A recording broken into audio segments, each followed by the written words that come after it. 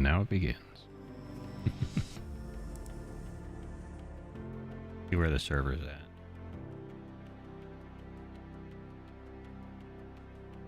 No, I don't need you. How many tabs open?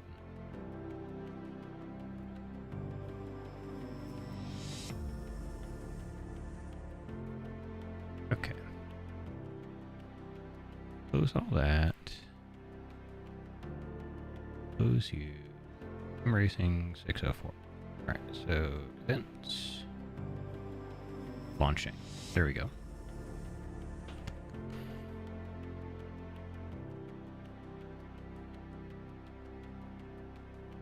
It's launching.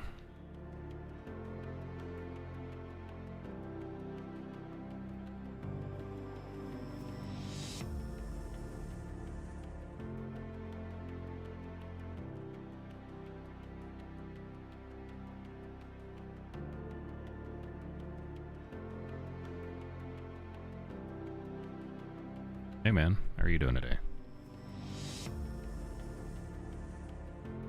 I did manage to pull out a 2062 on House of Practice just now in Quali Fuels. And I think I could almost pull off a 206 flat.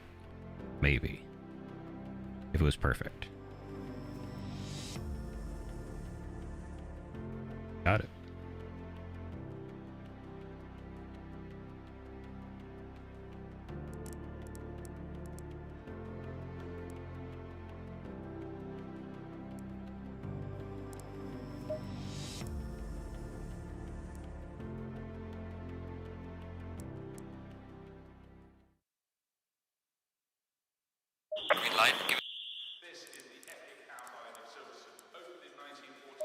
Alright, so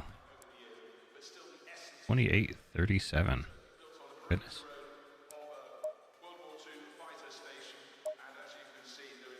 Load you. Let's see. So that should be. Go back to 1. If I had this set for a 32, it should be about 2 clicks down. Probably more than 2 clicks down, but I'm okay with running attempts a little.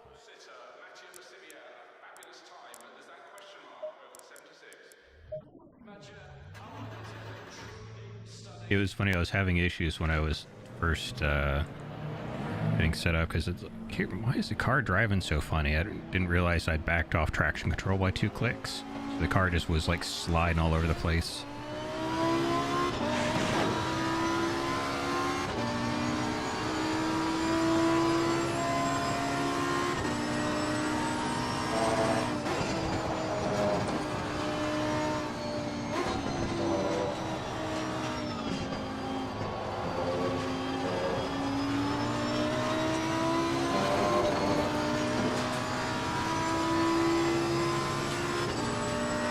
I mean, hey, you know, go with what works.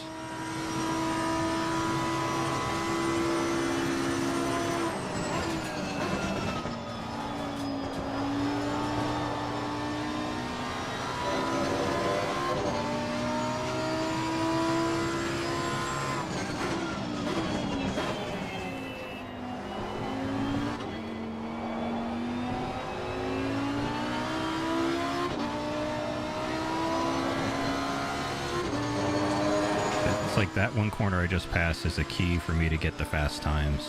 It's like half a second if I don't get it just right.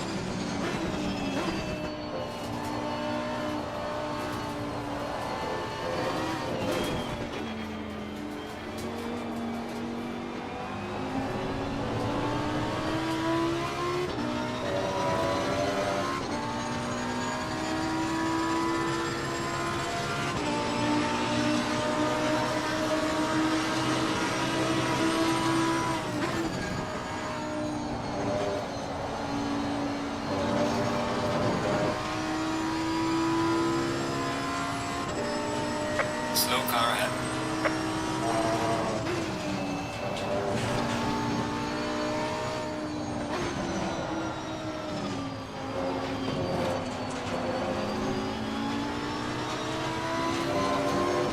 Gotta love that one little spot if you take too much curb where it hooks the car in. You have like less than a half of a tenth of a second to react to. It's like, oh god, alright, good.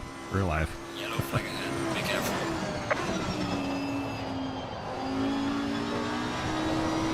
Like a very angry sprinkler grate or something.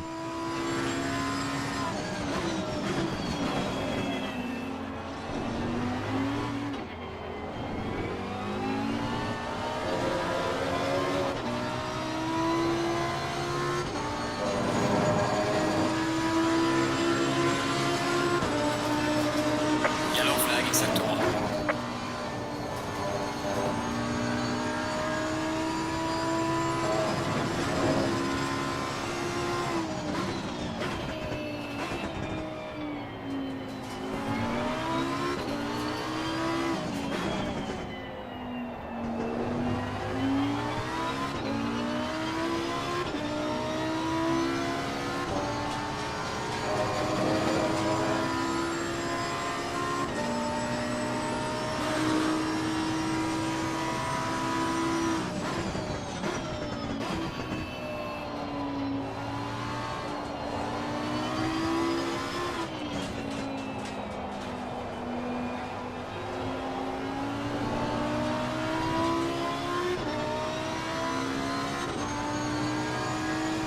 What would you end up signing up for the next season?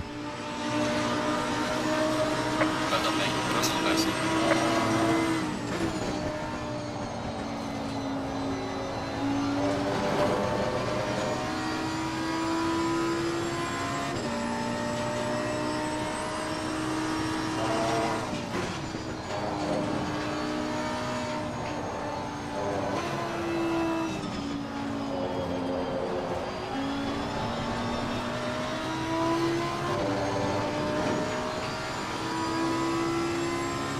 Or have you signed up for that yet?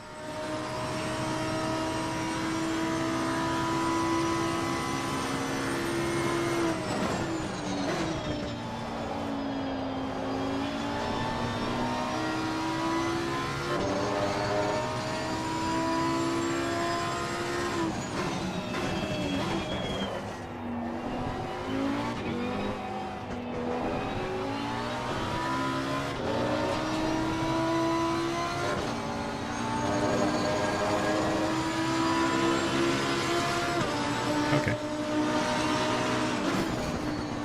I signed up for the Porsche GT4 on Mondays, and then using the Porsche again for the GT4 on Tuesdays. And then the Rookie League again for Thursdays.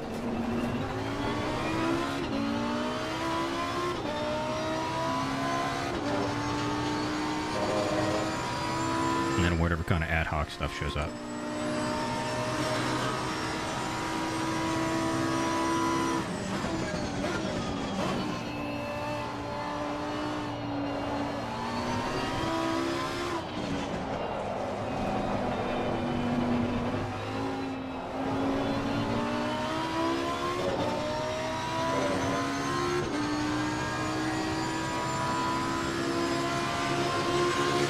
If I'm going to learn one car, or if I'm going to do GT4s, I might as well learn the car and use it twice.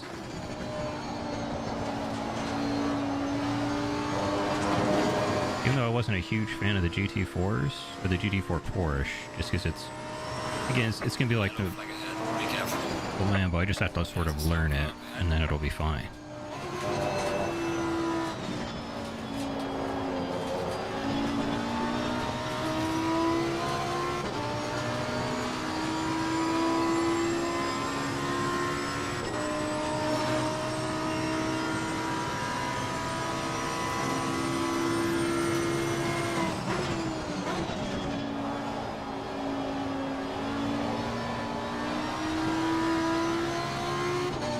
Dang it.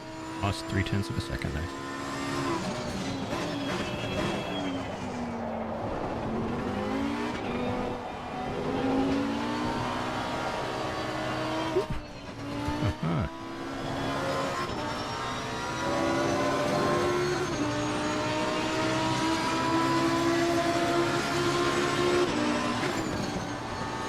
if I can make the Lambo, or if I can make Super Trofeo behave going around the tracks, I should be able to make the Porsche GT4 behave.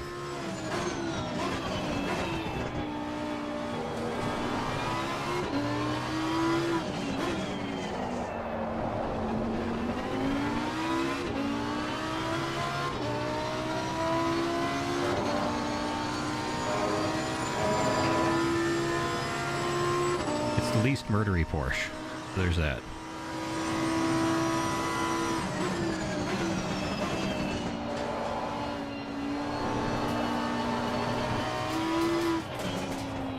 Yellow flag in sector 2.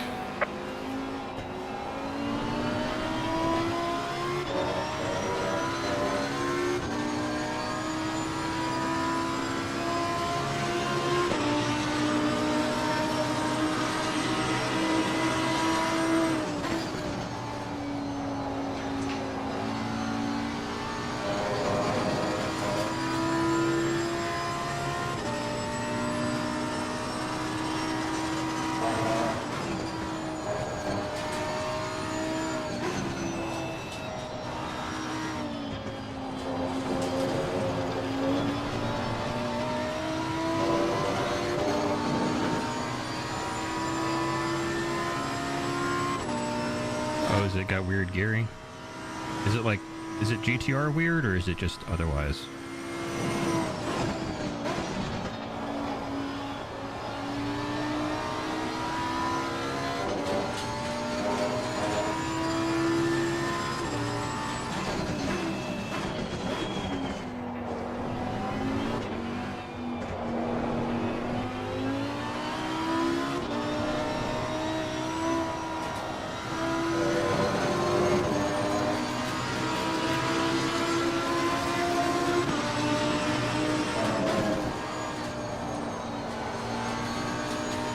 That was slow. There's a slow car up ahead.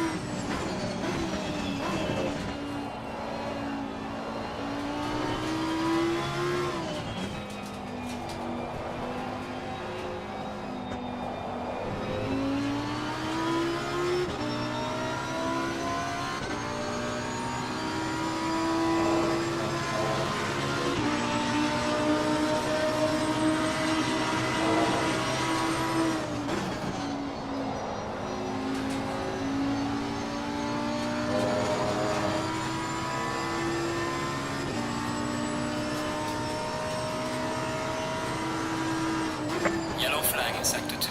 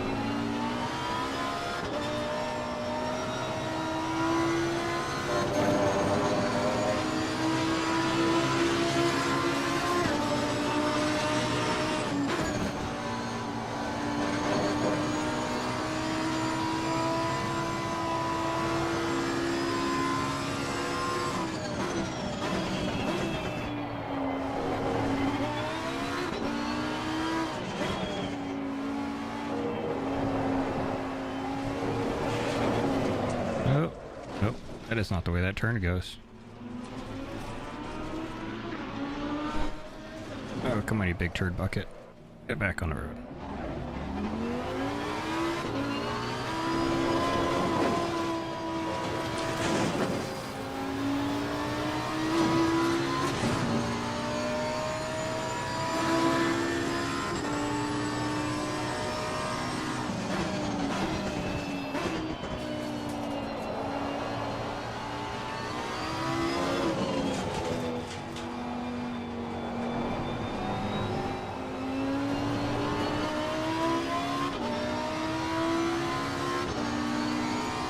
that tire can recover now. It was at a decent pressure, and now it's not.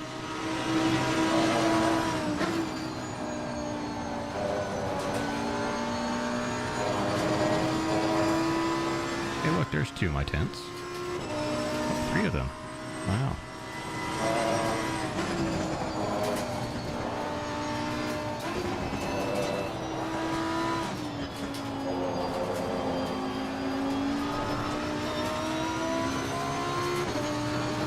No, don't you go anywhere, tents. I still need you.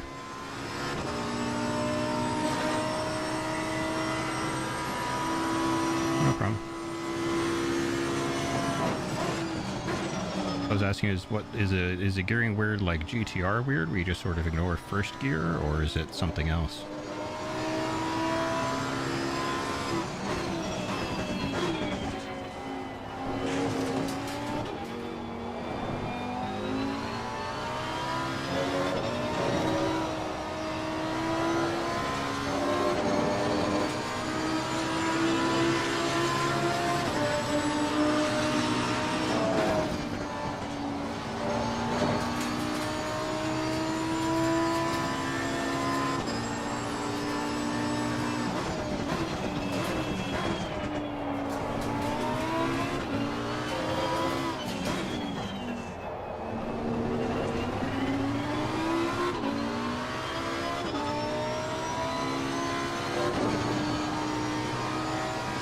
Okay, so it's a little bit like the GTR where you just never use first gear after you get out of the slow stuff. Yellow flag in sector 1.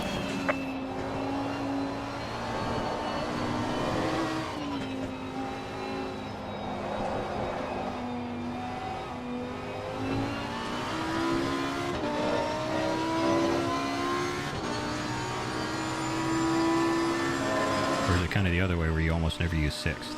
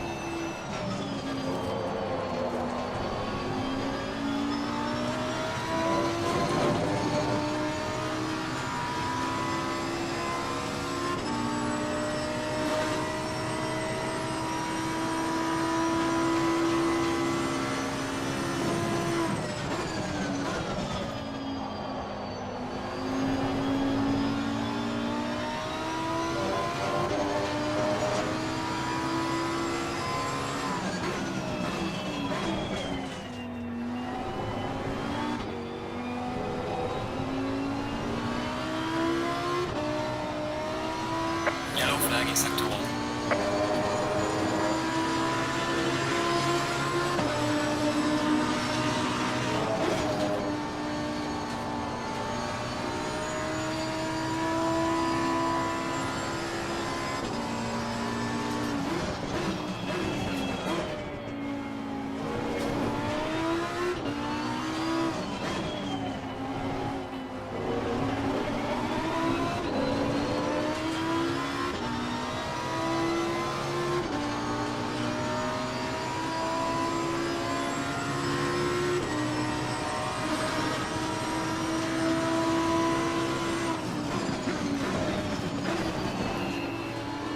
Car on the right.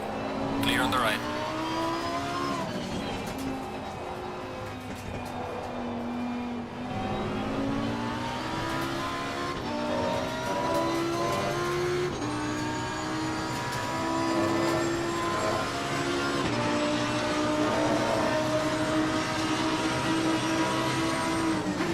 Yellow flag. Be careful there.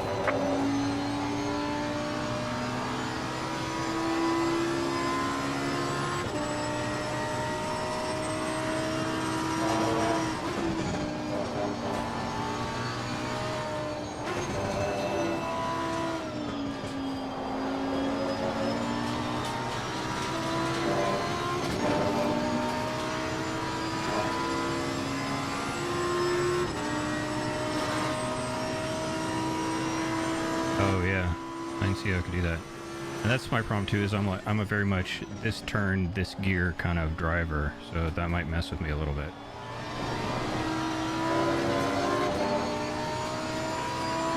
Yellow flag in sector 2.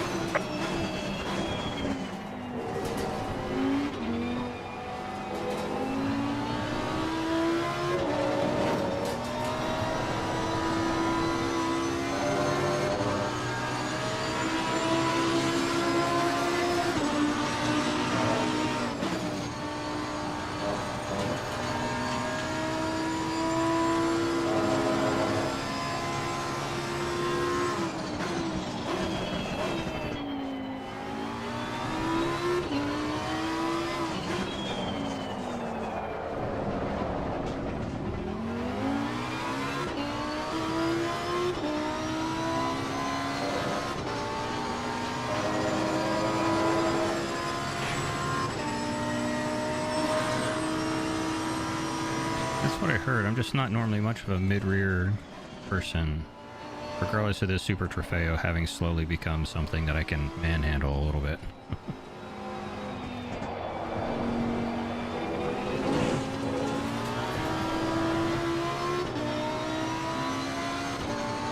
Yellow flag, be careful there.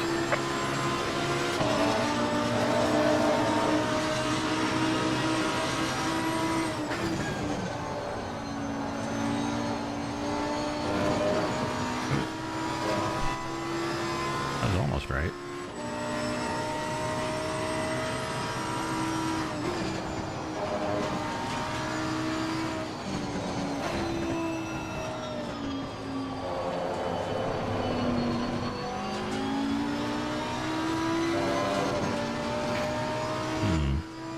I wonder if I've blistered the back tires. I'm pushing them pretty hard.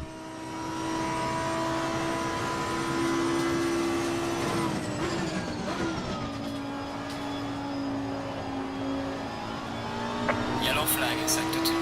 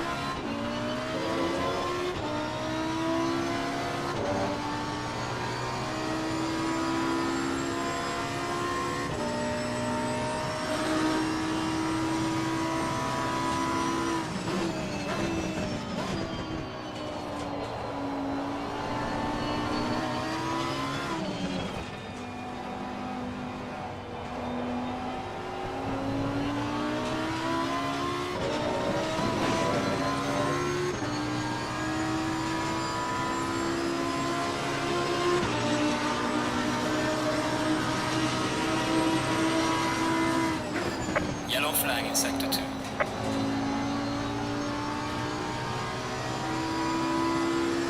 I've definitely got 207 flats, even with gas. Slow car ahead. Yellow flag ahead, be careful.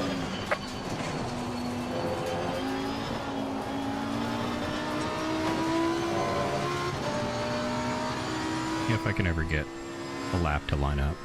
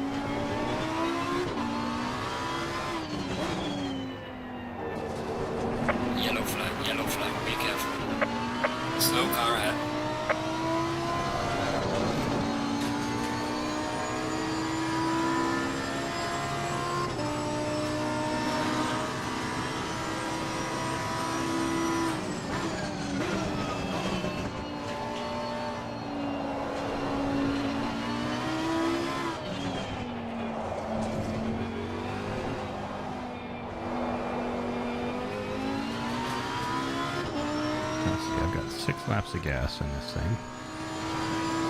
Let's finish out the tank. Yellow flag, be careful there.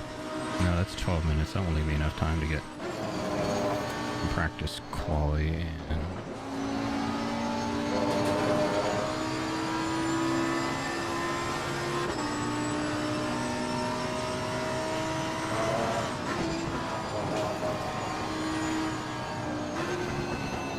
Yellow flag in sector 2.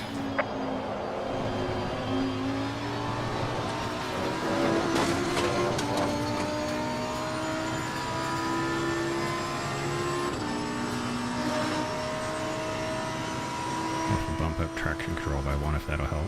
Probably not.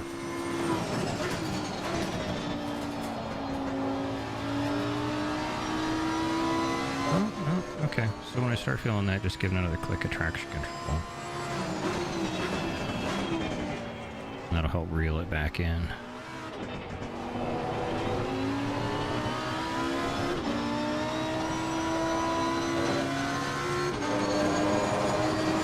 Yeah, okay. Lesson learned.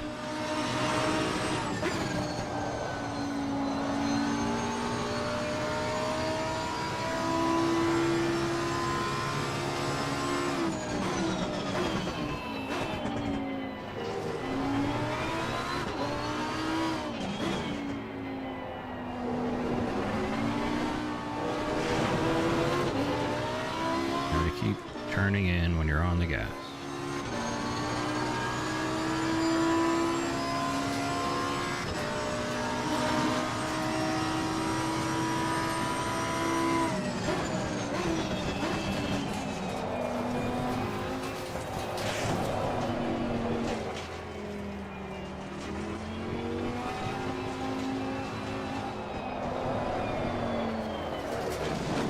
Tires are super not happy.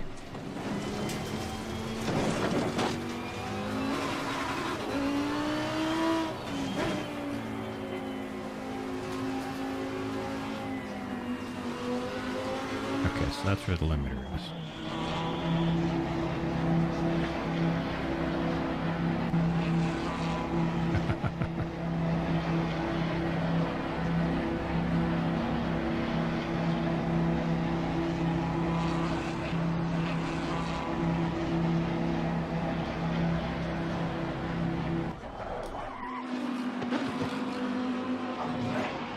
Nailed it. Alright, let's see how buggered those tires are. Yeah, that's what I was feeling. They were starting to grain. I was just pushing them too hard. Okay. When I start feeling them go, crank up the traction control and let them sort of recover a little bit.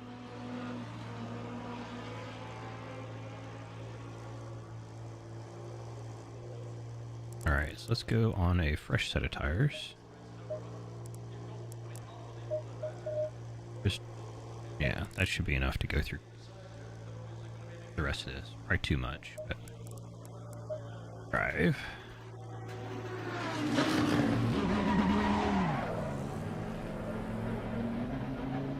One click.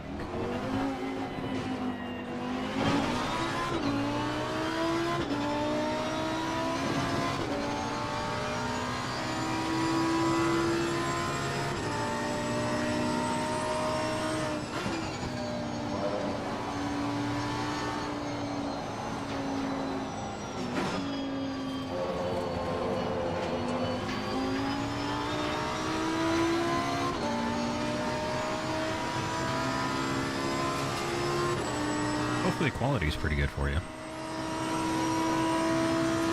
I can't make any promises about me, but the game should at least look and sound good.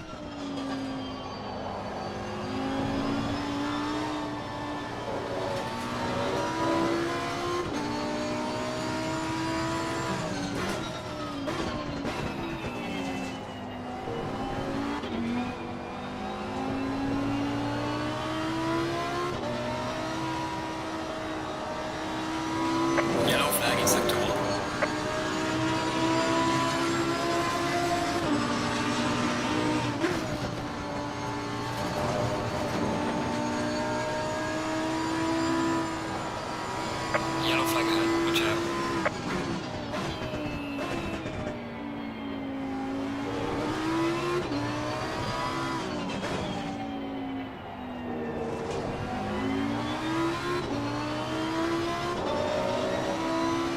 It'll also be interesting to see if we can tell who went to the rookie practices and who didn't.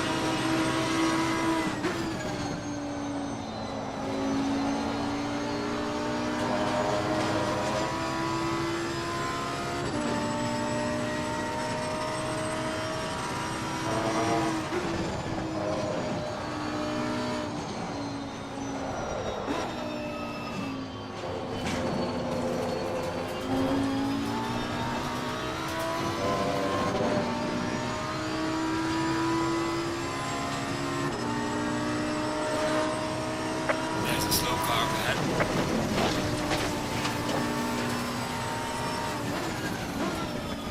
Car on the left. Clear on the left.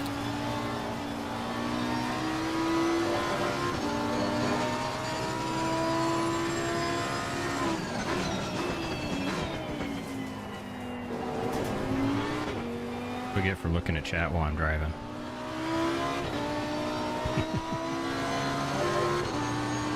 I just need to figure out how to do that every single time.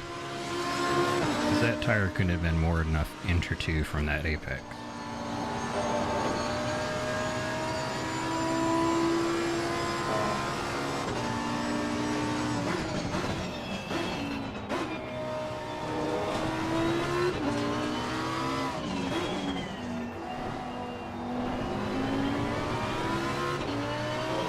Yellow flag in sector 1. That's true. But, I mean, even the videos wouldn't necessarily give them the track time, though. Way too deep.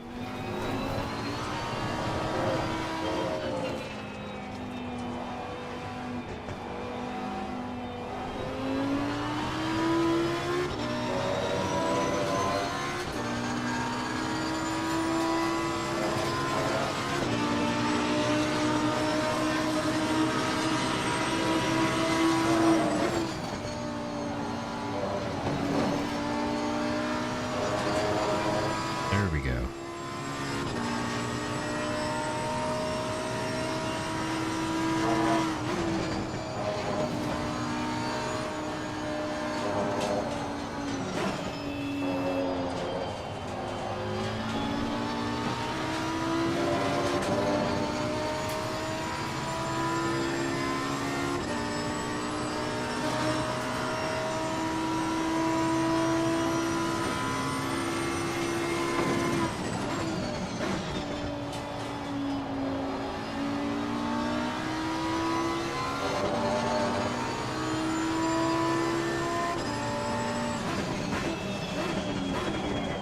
Yellow flag in sector 2.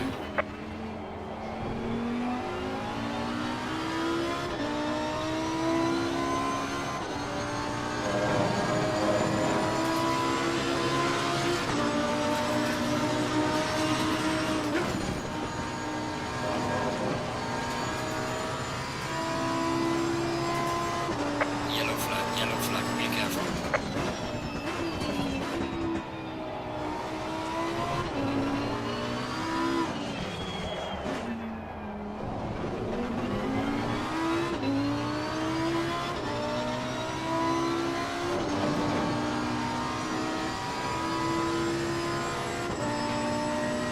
Yeah, hopefully.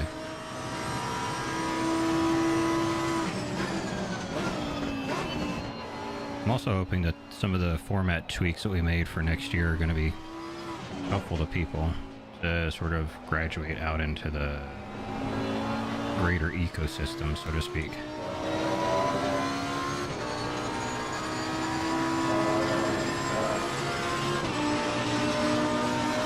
Here we go, 5th place.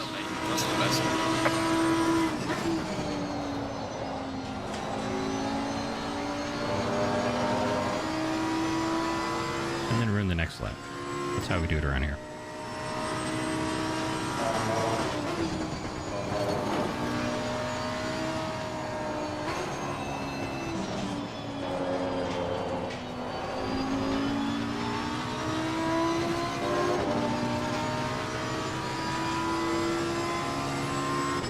Got it. So before I hopped on here, there were like 10 or 11 people on House of Practice just driving around. It looks like they're getting into the mindset of, I have to practice to get fast.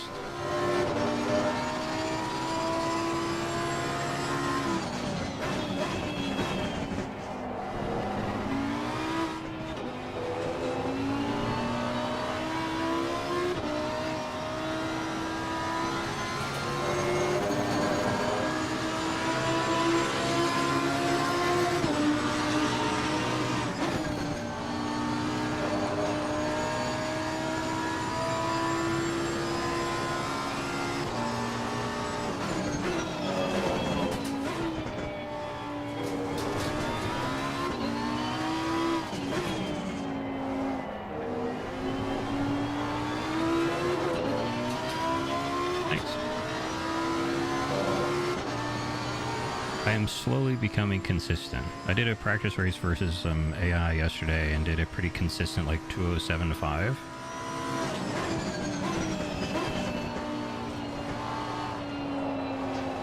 Which I went back and looked and it was faster than I was setting GT3 laps before with McLaren. Yellow flag in sector 1.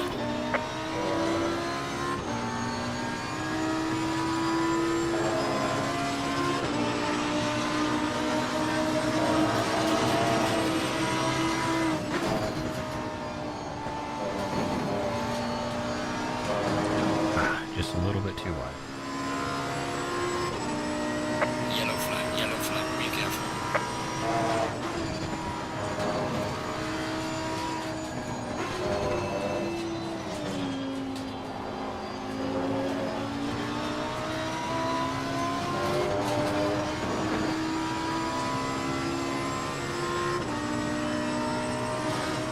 Yeah, I've got it in here somewhere. I just need to put the pieces together.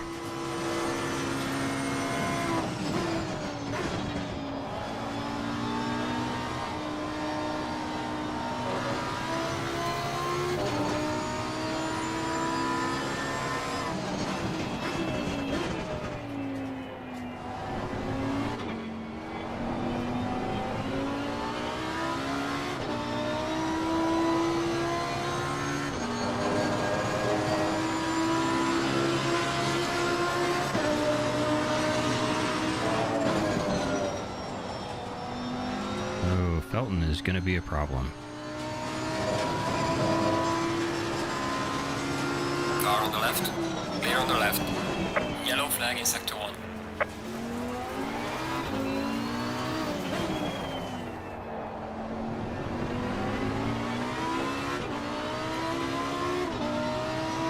Is Felton on comms or no?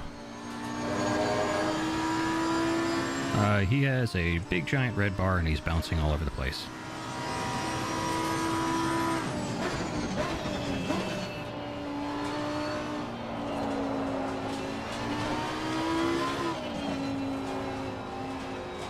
Alright, one more lap.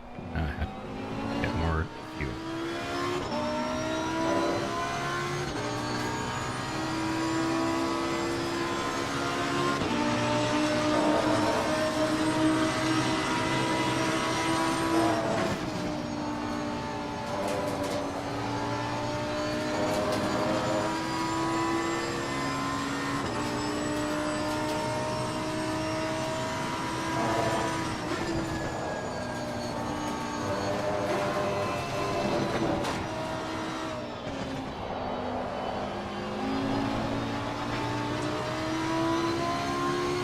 We did a great job.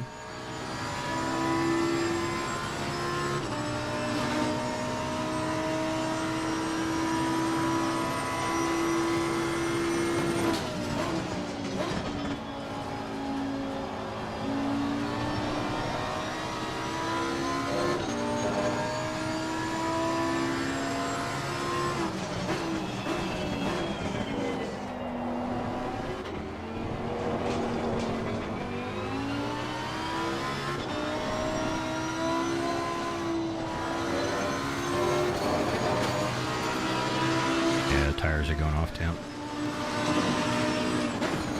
That's my excuse. I'm a racing driver.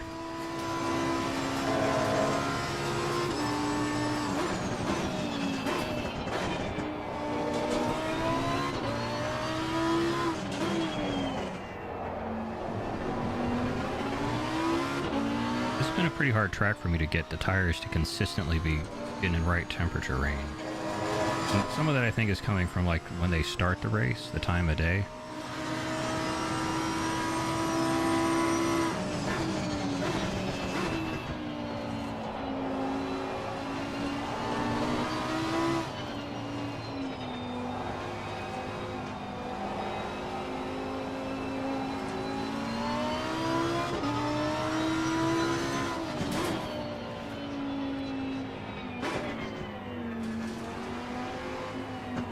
Yeah, and what I'm hoping is, if the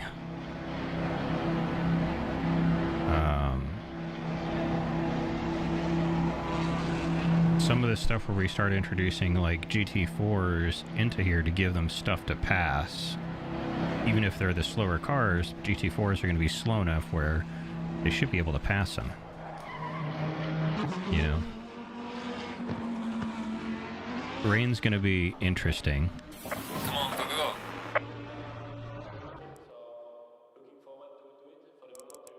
go. Yeah, see it dropped 4C from the top, from the hop. Yeah, it was 30, 37, 39 before. Alright, so save you as 28 5 dot. Alright. How were those tires? Okay, so those tires didn't have any bad habits, kind of bad wear or anything. Okay. We'll go with set 3 though. No, I must have been on set 3. Okay. Set 3, no graining, just wear. Okay, that's fine. We're gonna save you just to make sure I don't accidentally do my qualifying on dead tires. Alright, so 3.3. It's 10 minutes a lap, or 2 minutes a lap. 2 minutes a lap. That'll be 10 laps, so I need, call it 30 liters to run quali as just one set.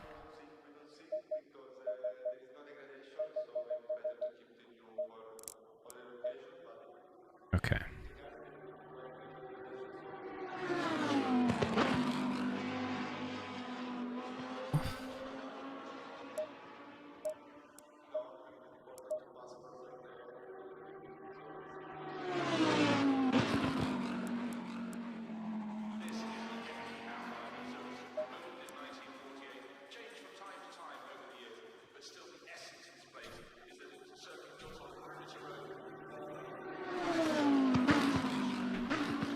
Oh wow, Seth actually has somebody running faster than him today.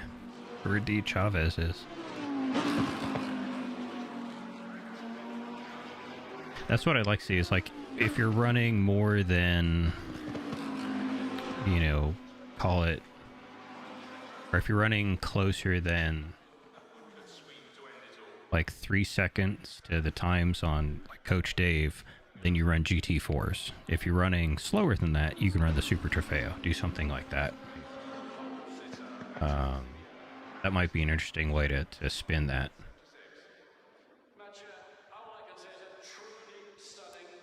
Not quite sure how they work out in the race, but that maybe could be an interesting way to do that.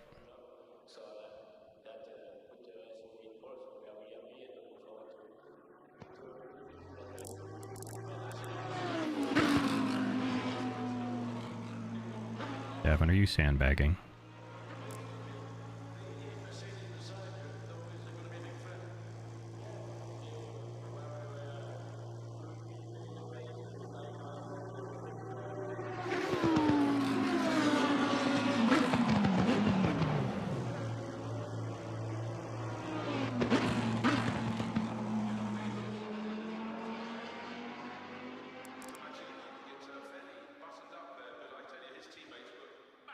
Plus, you're the closest to him in the track.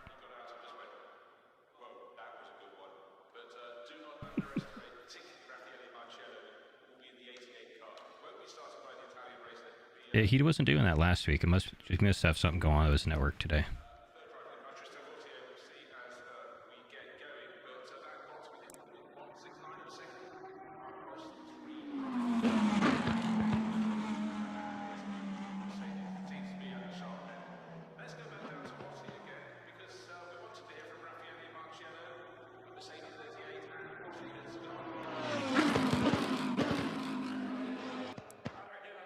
Yeah, I know. Green light, give it all you can. Well, if he's also streaming on Twitch, he might be pushing his upload too hard on a cable modem, and that'll cause your downstream to go to crap.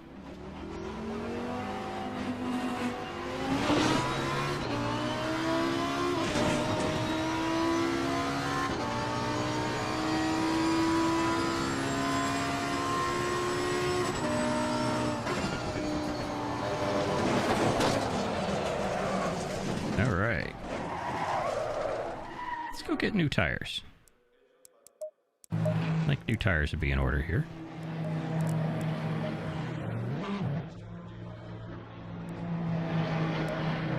Load. Let's just go and put in new tires.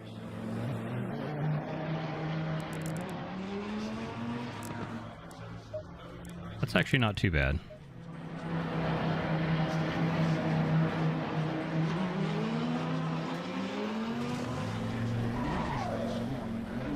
Soft boil.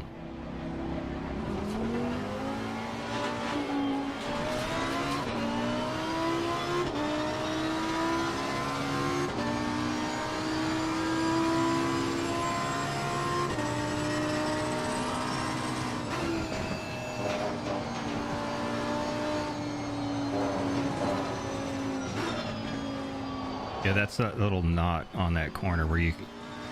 If everything's up to temperature and you hit it wrong, you have a tiny window to save it, but if your tires are cold, forget it, you're done.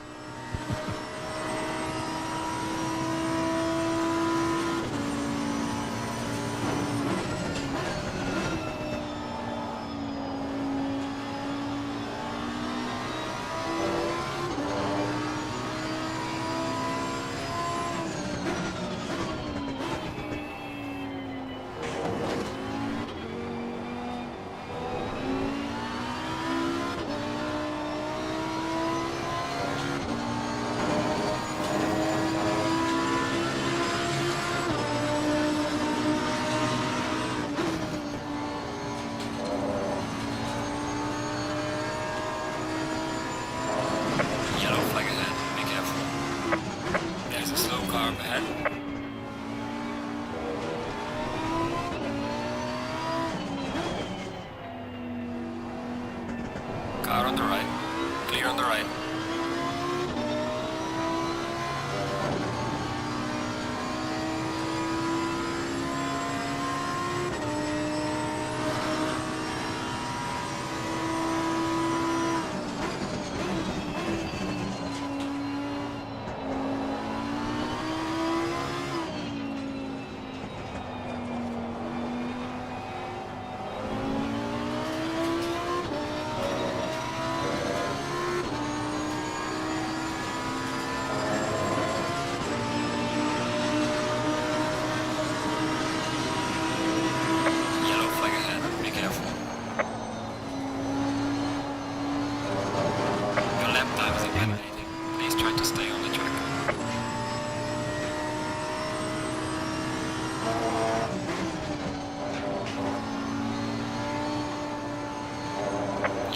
Yellow flag, be careful there.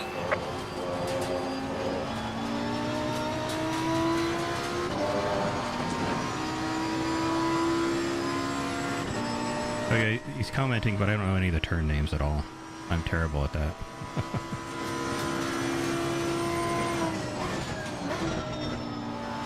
Unfortunately, I am 100% a visual memory navigator, and it sucks sometimes.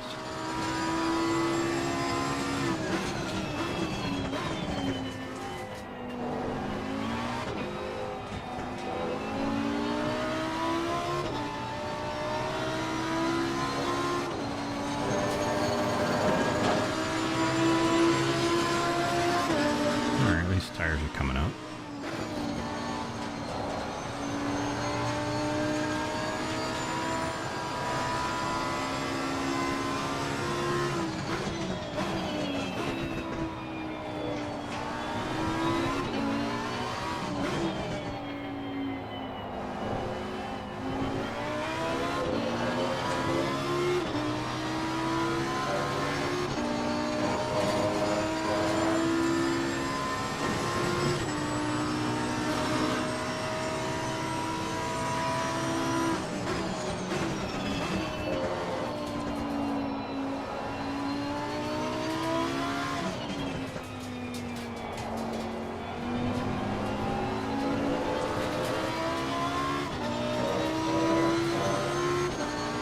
Set a valid lap and then worry about setting a fast valid lap. Yellow flag, be careful there.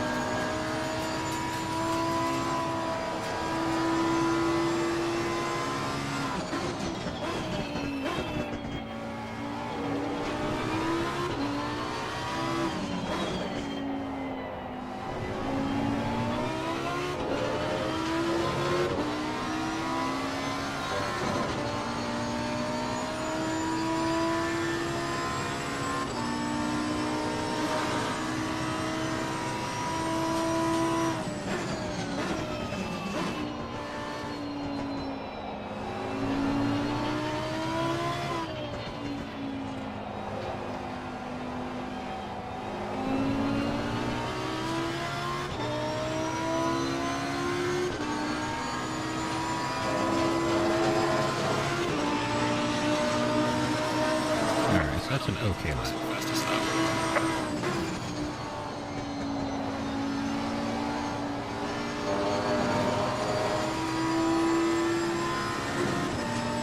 Car on the right.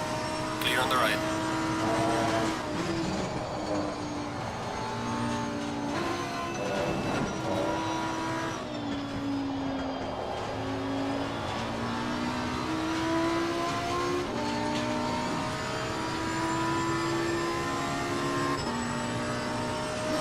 Yellow flag in sector 2.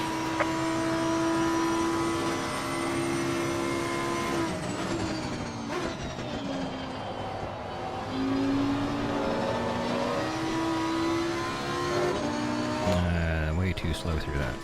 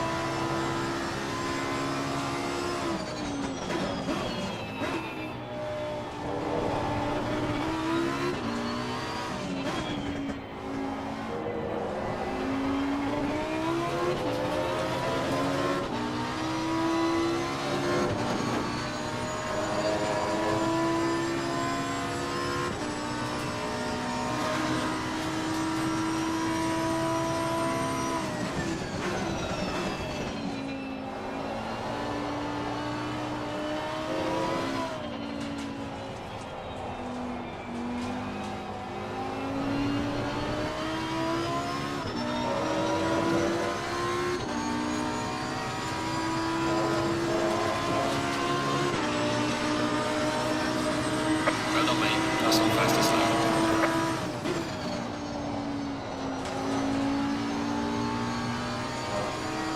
Yellow flag in sector 2. Get in the rhythm.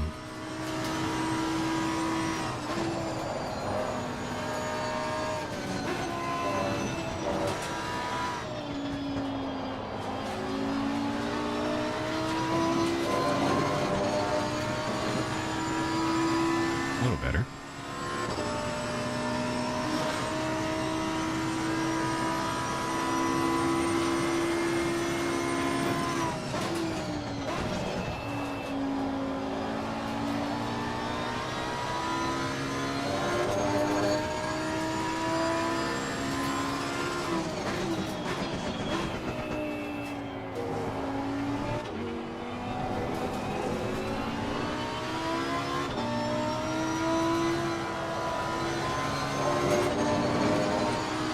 Gonna lift just a hair through that.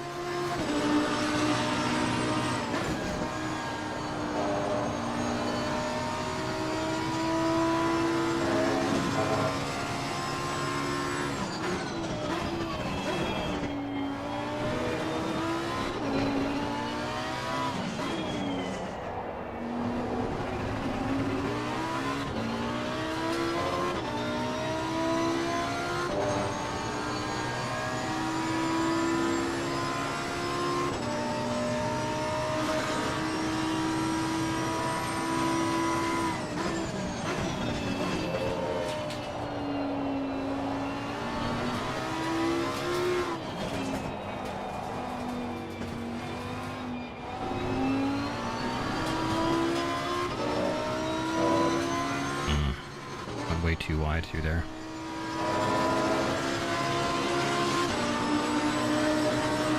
Well done, mate. This is the Russell best.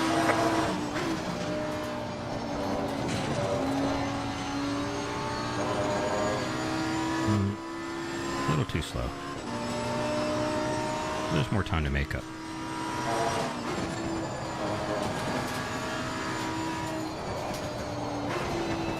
Nope, that's not gonna do it. Please try to stay on the track.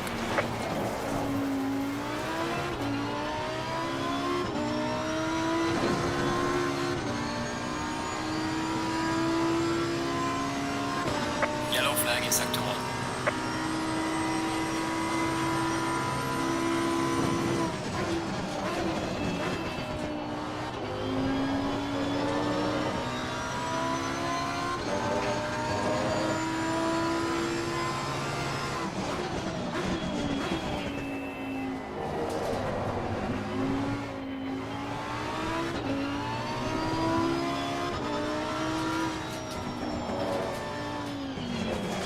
Go and get new tires. I have cooked those things to death. They were doing okay. And then I beat them to death.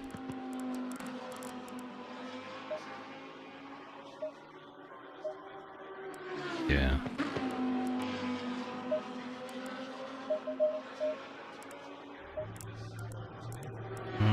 6 minutes. I need like 14 liters. That'll have to be good enough. Alright. Alright.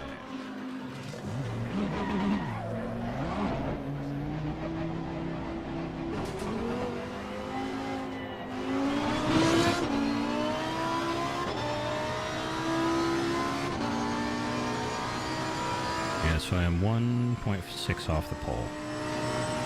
First pole is the guy doing 205s. Free practice.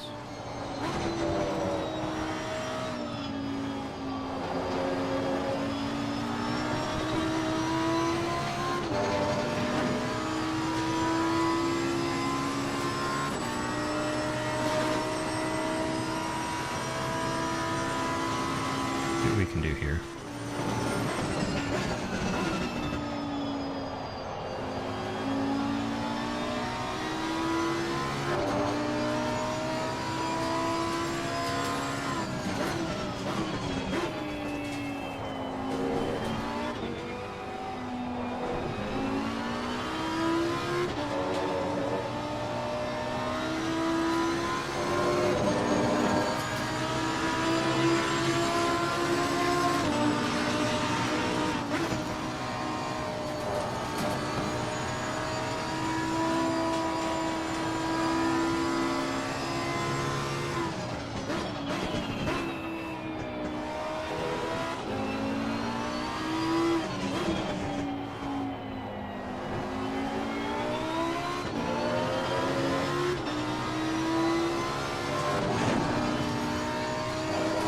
can squeak another couple tenths out, but I'm not going to catch Espinosa.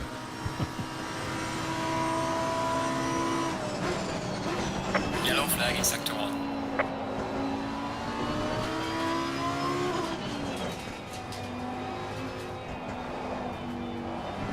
But Espinosa has a bad habit of having unstable setups.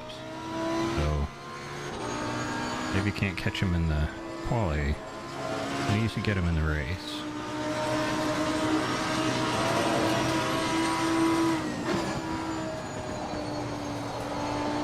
No, that's not going to do it.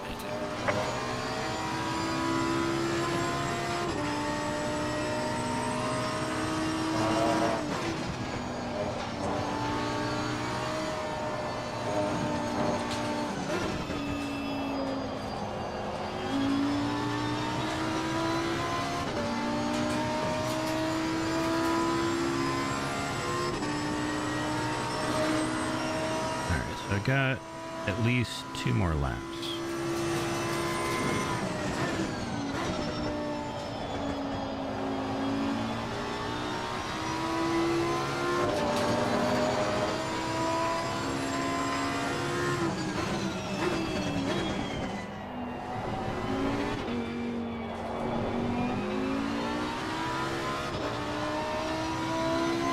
Yellow flag in sector 1.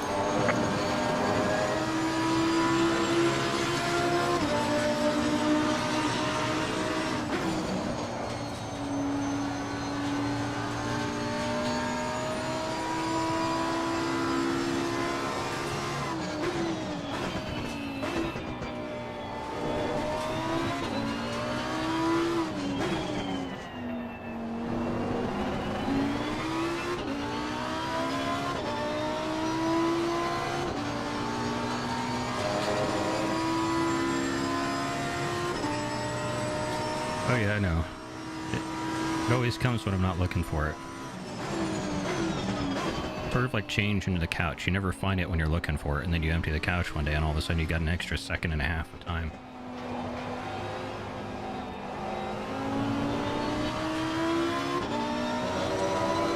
Yellow flag ahead. Be careful.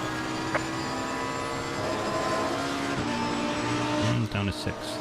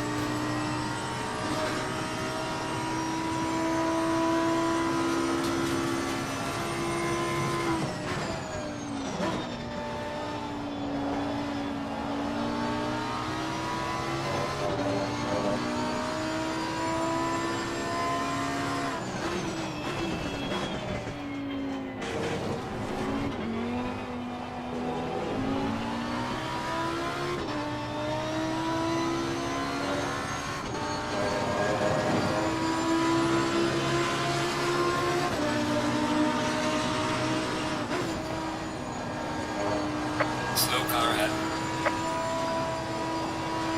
Yellow flag in sector 1.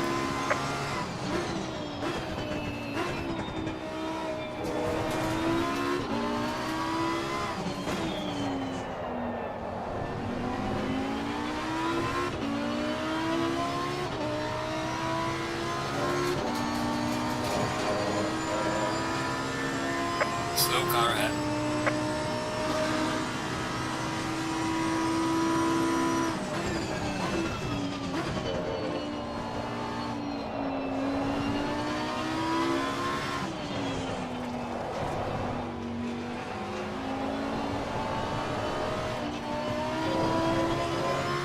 That's how you waste all the tenths. Okay, one more lap.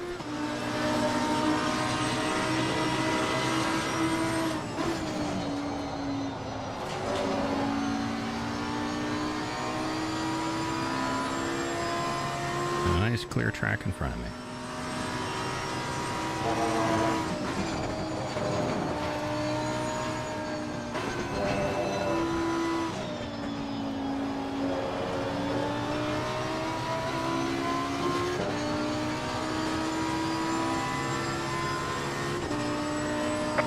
flag in sector 1.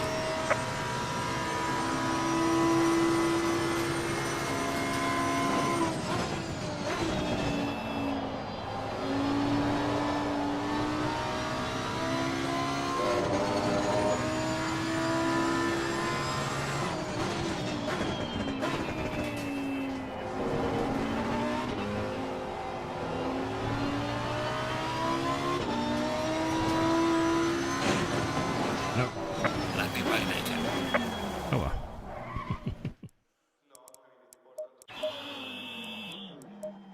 I'll load the actual setup here.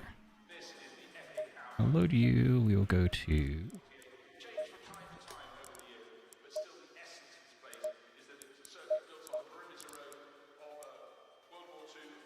2939.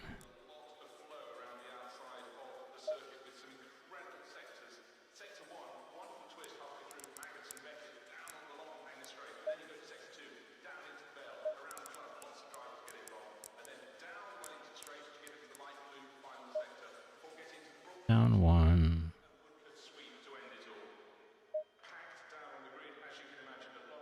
I think down 2 or 3. 25, that'll be fine. Fuel and strategy. Let's see. It should be 56 liters. Add 2 just in case. Going on set 6. Okay. Electronics. Bump you up 1. Uh,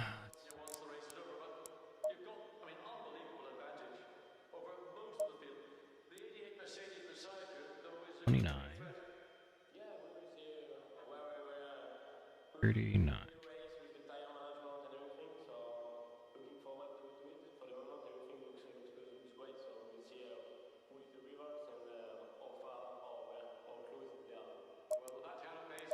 Okay. That'll bring up the soft side a little bit. The temperature will help stabilize it. That'll bring...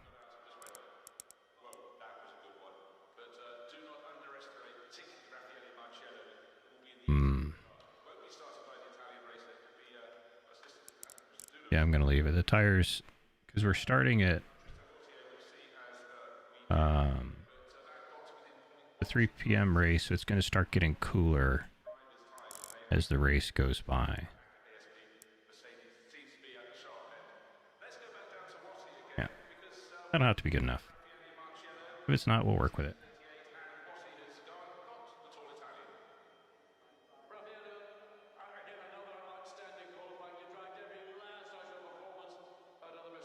Let's hope we don't get murdered in turn 3. On lap 1, 2, or 3.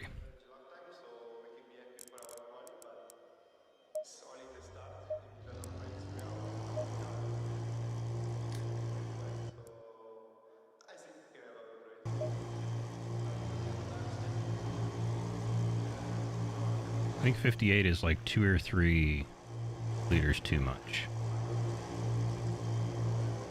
But better to have too much than not enough. Going single file. And we gotta move the bias all the way back.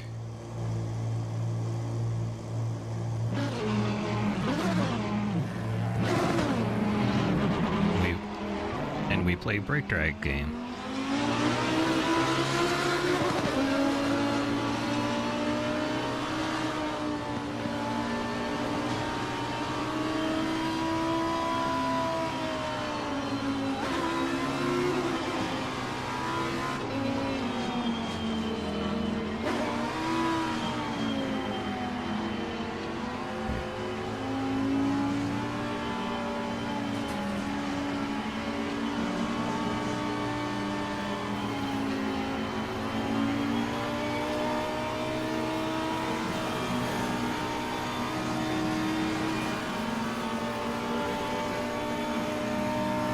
Giving Emilio grief for being fast.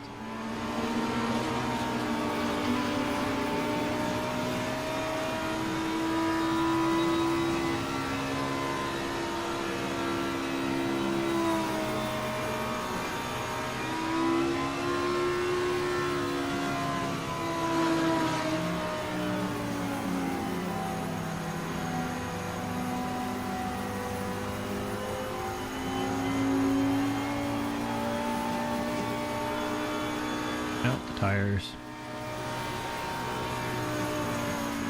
I figured out if you set the bias to 50-50, it does a better job of heating the rears up, which is really the issue on the opening lap.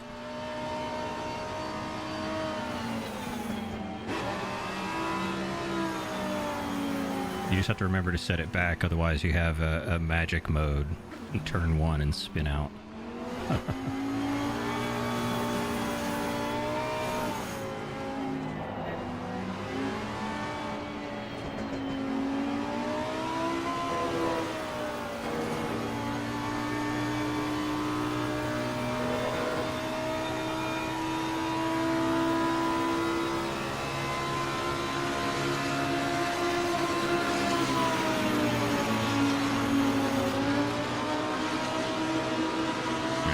Everything's nice and hot. We'll set the bias back to where it should be.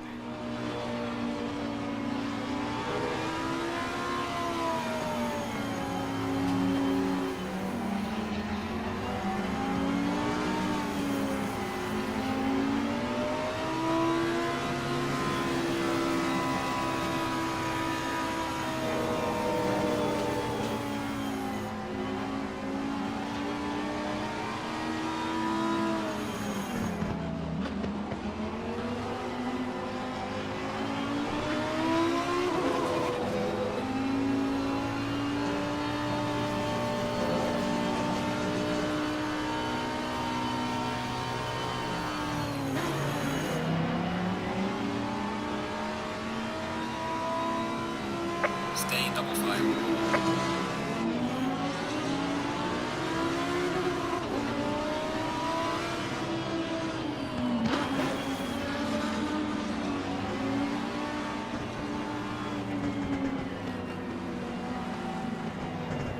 It's tricky to figure out exactly how long to ride the brakes too, because it's like these things are way too hot. They'll never cool down in time, and sure enough, here I am coming around, riding the brakes for 3/4 of the lap, and then they're going to hit temperatures almost exactly right. Almost.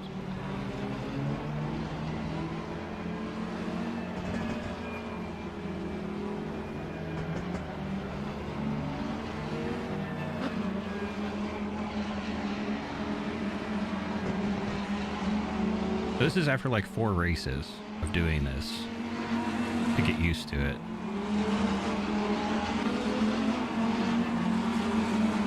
Green light, go, go, go. Car on the left, clear on the left. Car on the left. Clear on the left.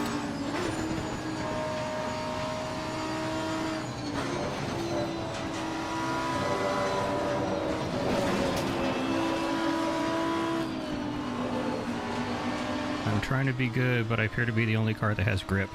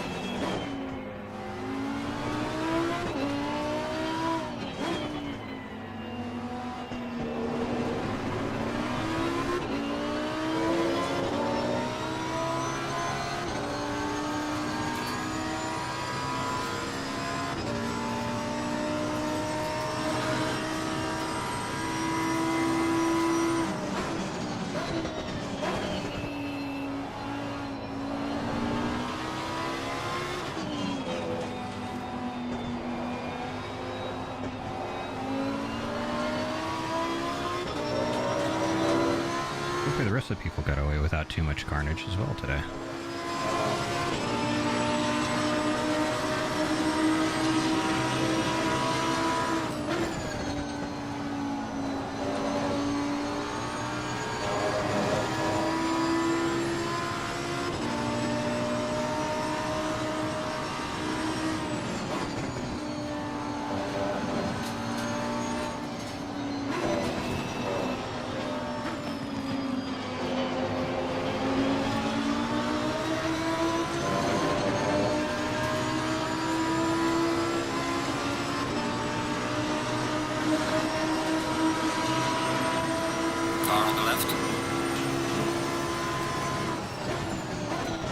on the left.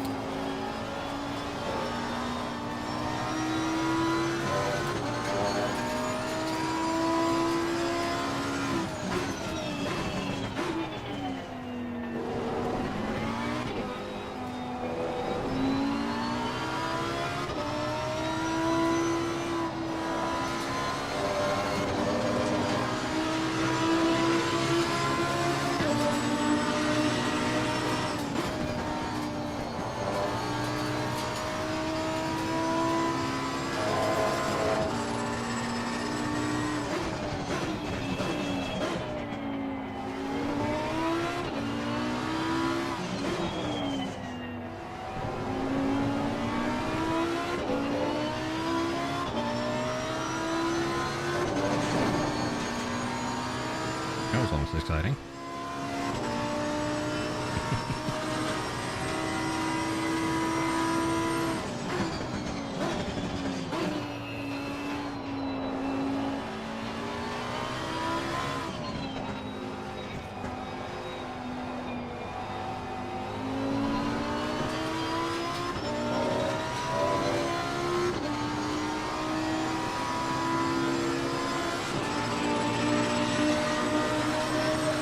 Right on lane, fastest lap so far.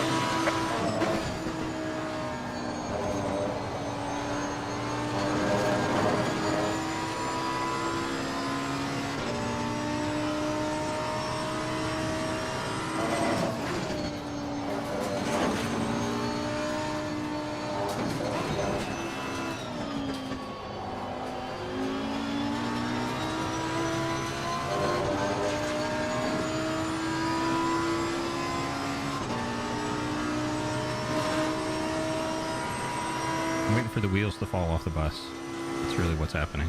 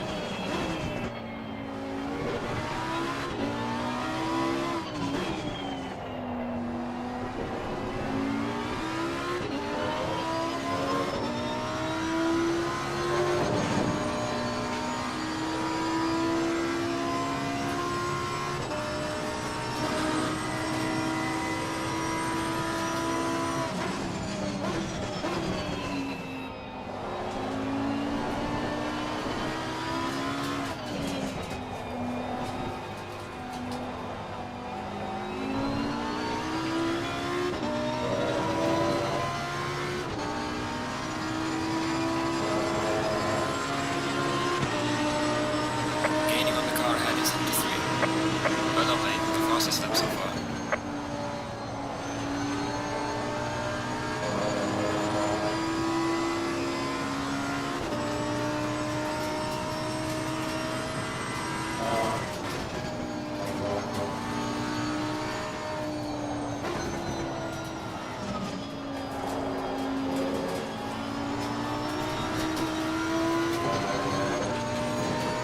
A little sloppy through there. Just pushing a little too hard on it.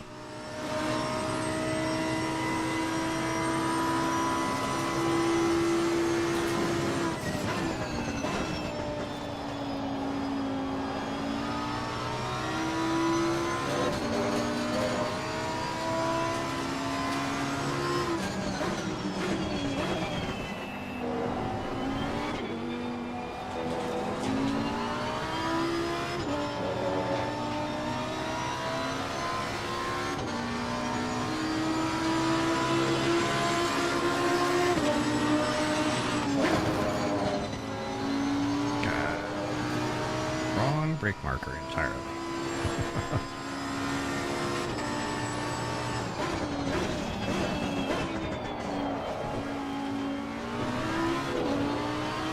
Yellow flag in sector 2.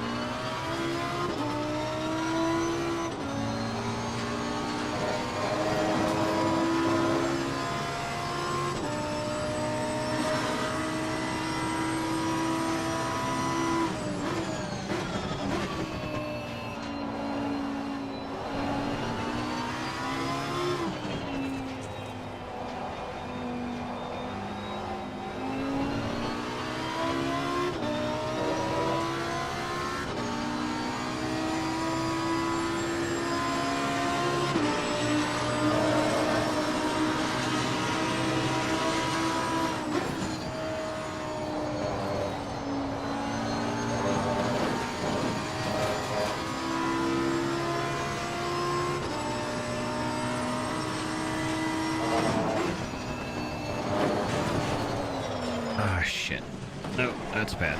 Got some light damage on the front of the car. Light damage my ass.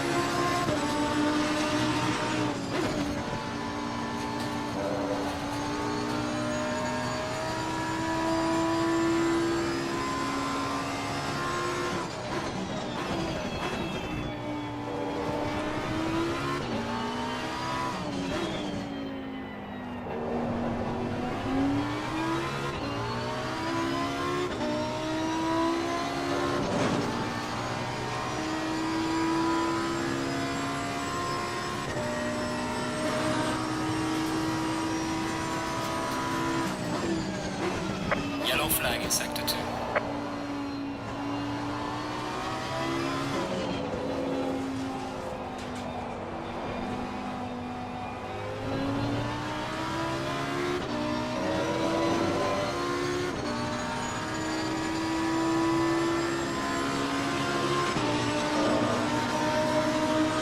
The answer is that's how long it takes for the wheels to fall off the There's a bus. slow car up ahead. Yellow flag ahead. Watch out.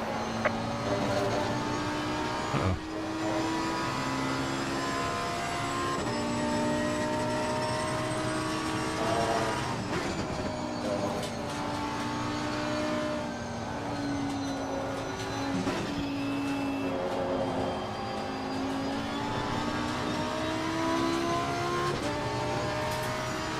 If I can still be pulling 207s, that's going to get me good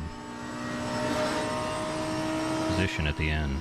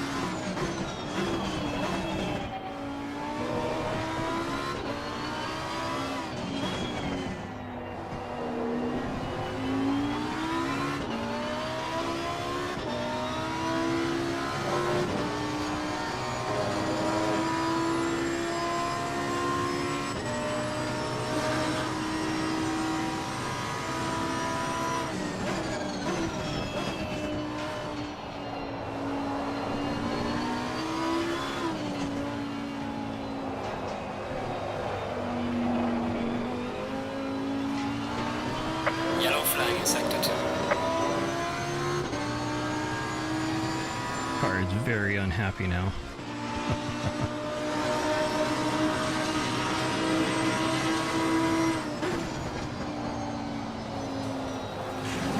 If you're gonna go, then go, but get the hell off my line.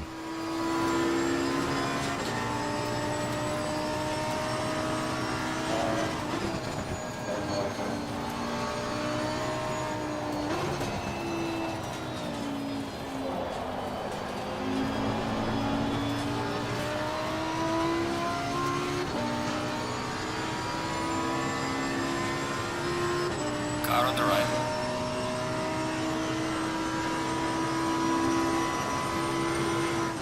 Clear on the Come on, right. dude, bumping me is not cool.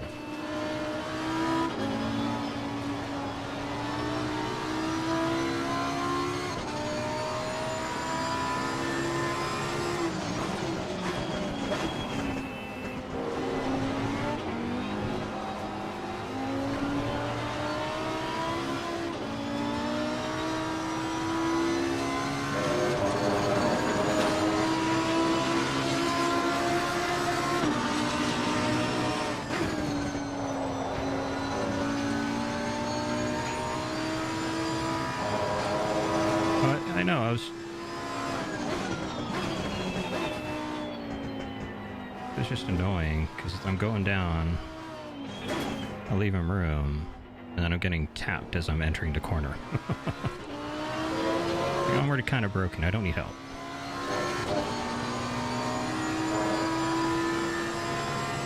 Yeah, I know. It'll be fine.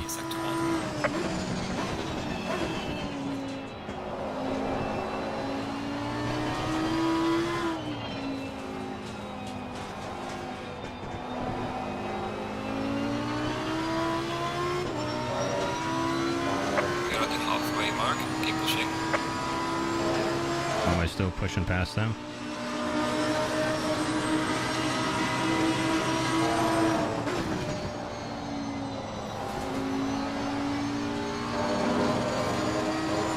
Mm, 2077s, yeah.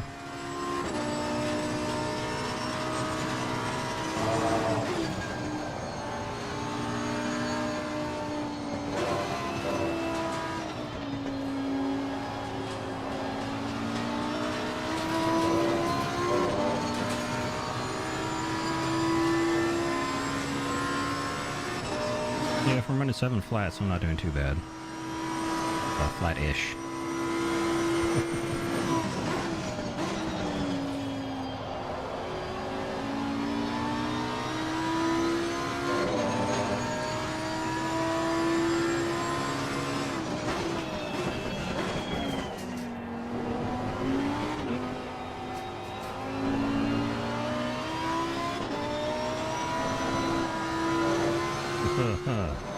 It's starting to like to rotate on its own.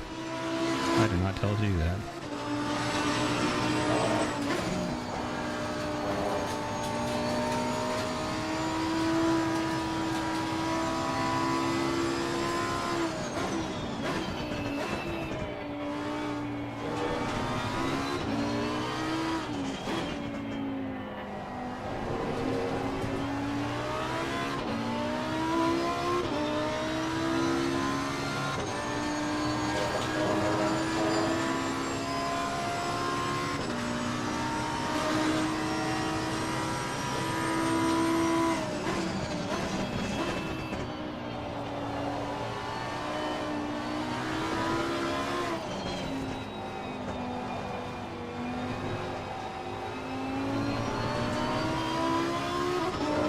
He's not really walking away from me too fast either.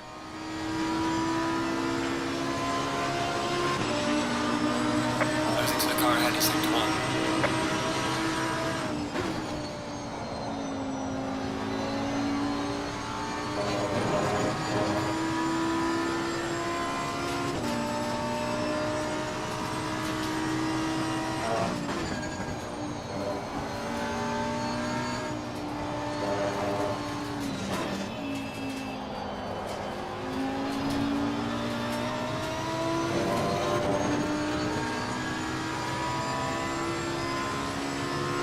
No, I'm still losing to Scott, or whoever, Seth.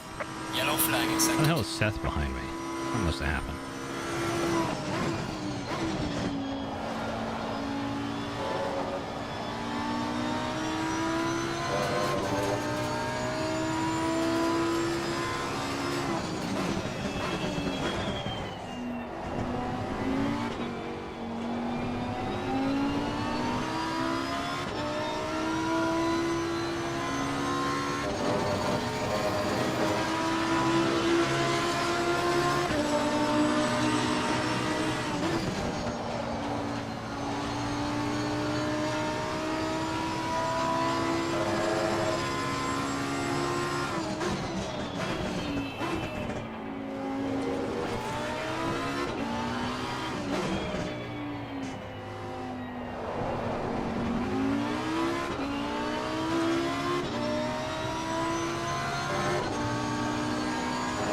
I mean, Seth's gonna catch me. He's way faster than I am. Even before the damage.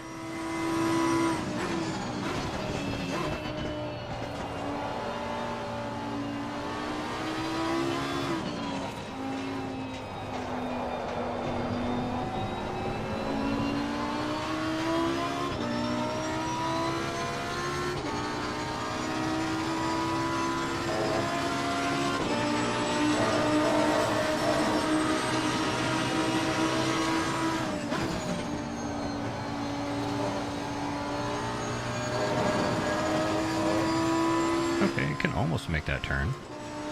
Oh, it did make it without going over. All right, just a little bit different angle.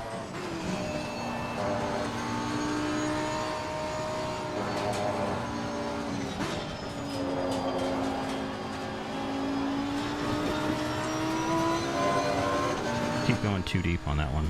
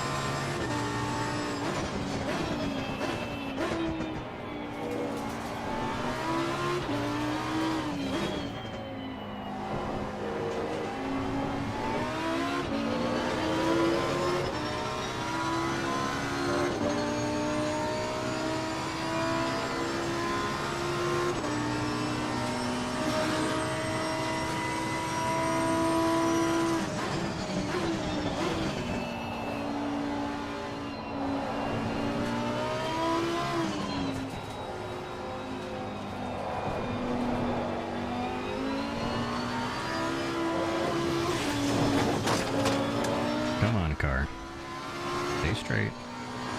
Behave yourself.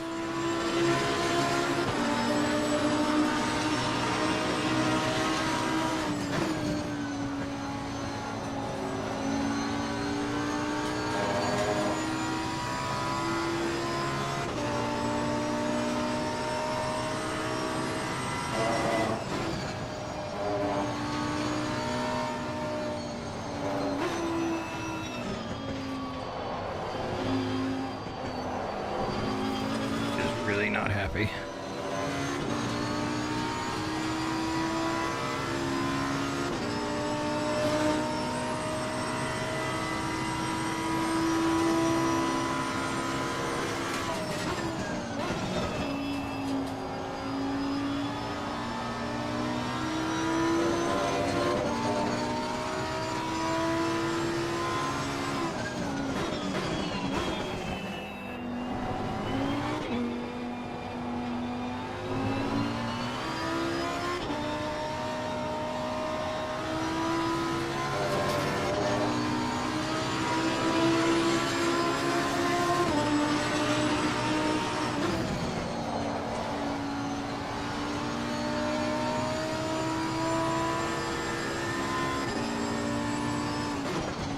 Car on the left. Clear on the left. Slow car ahead. Yellow flag ahead. Watch out. Yellow flag in sector. God damn it. Fucking car.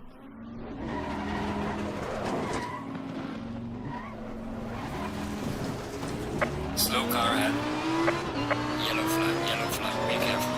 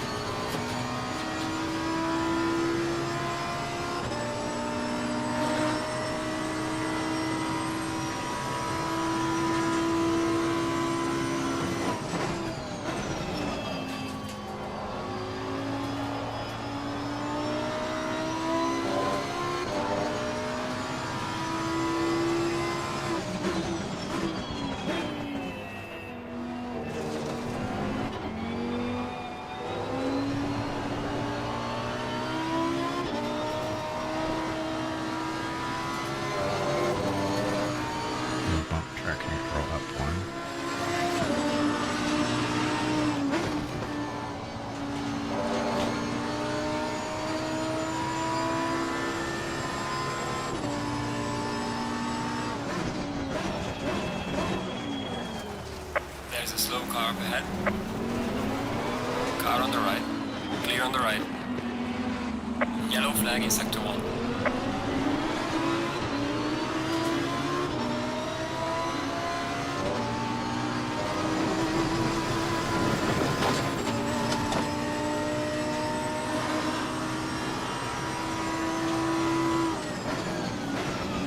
Slow car ahead.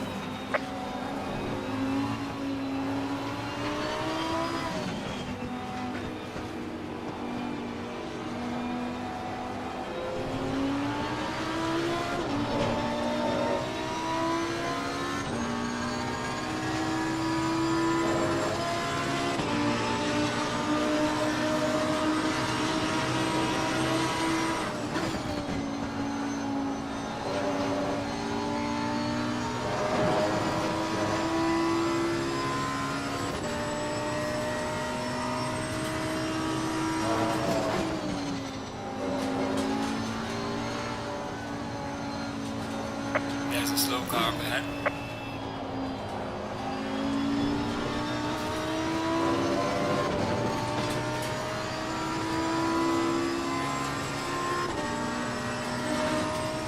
Car is very angry.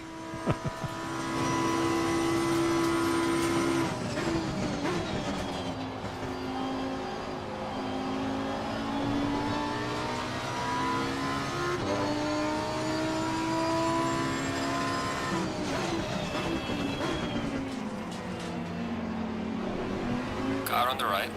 Clear on the right.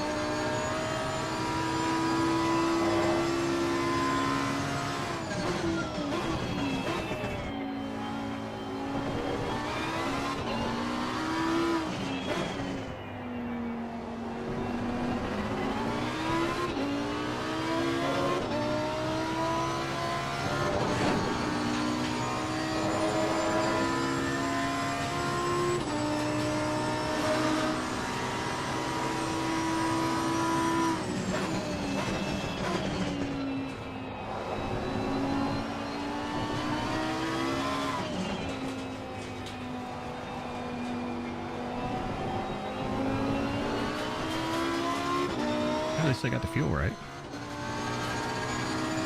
Probably. Losing time to the car in front in sector 2.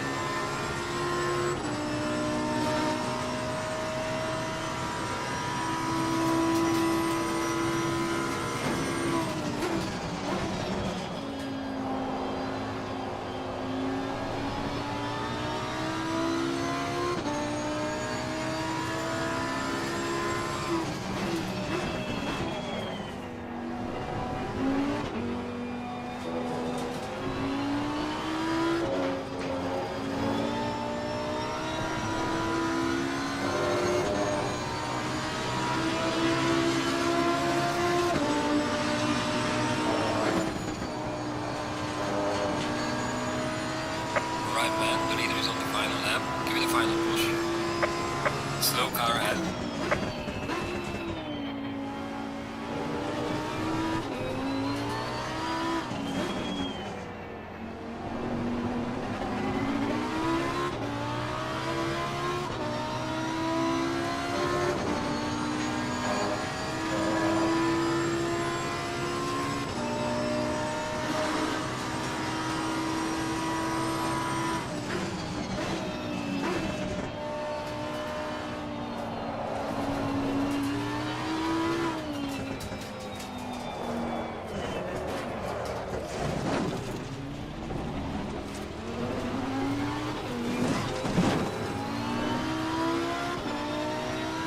take it.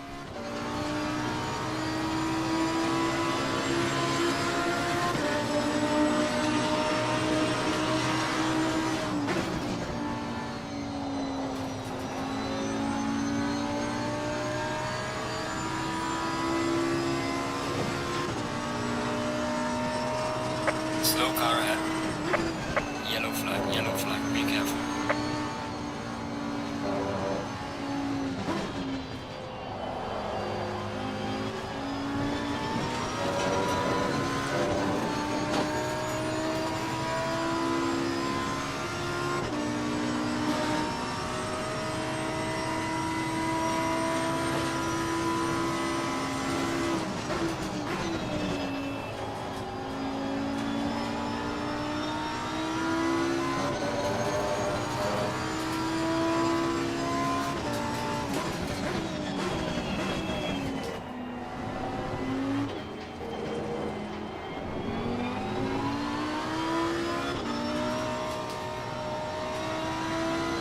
Yellow flag in sector 2.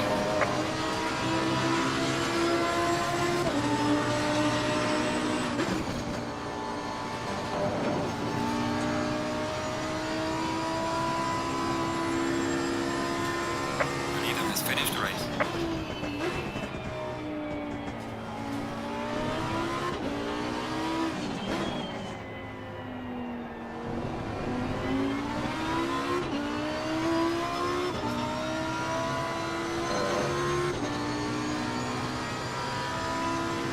A very angry car.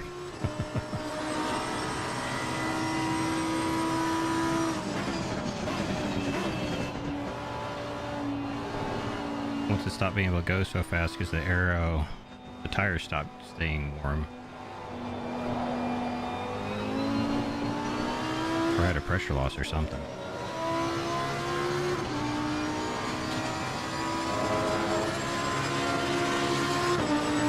Alright, mate, race is over. Good job. You did the best you could. Take it easy, lead lap.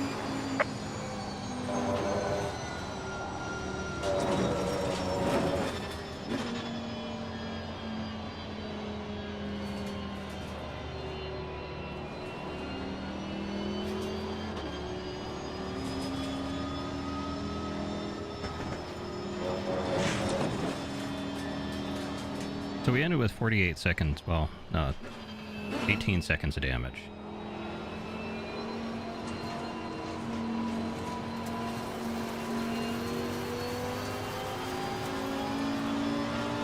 Yeah, almost 19 seconds of damage.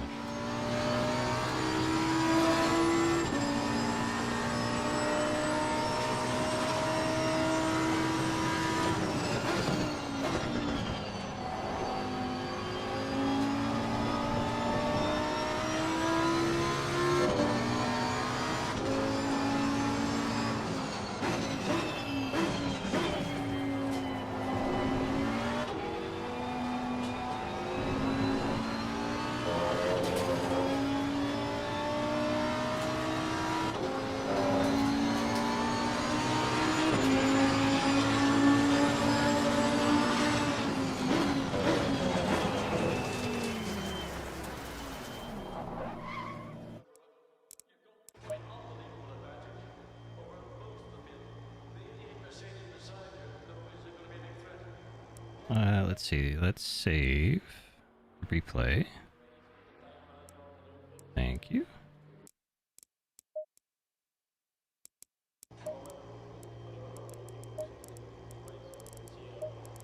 I was running. Let's see. 206s, 207s. Race, yeah. What was he running? If I'd been able to keep those 207s, I would have been up there with these guys. I just dropped a tire in exactly the wrong place. That sucks.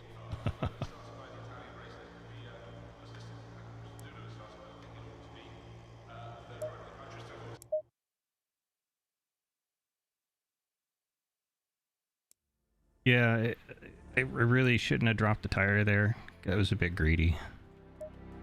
And like 90% of the time, it's just fine.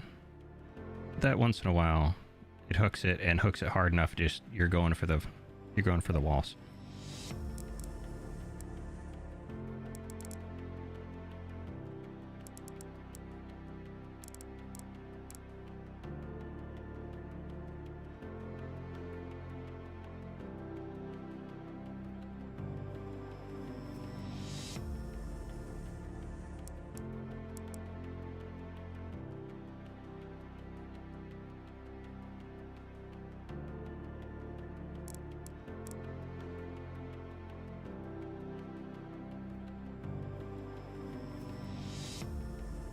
Let's see if I can get this to capture.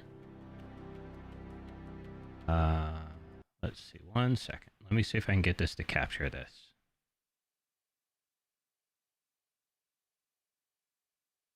That's that.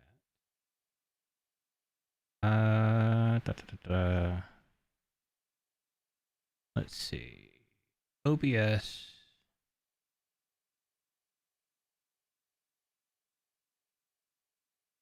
Let's do. Oh, what is it here? Window capture.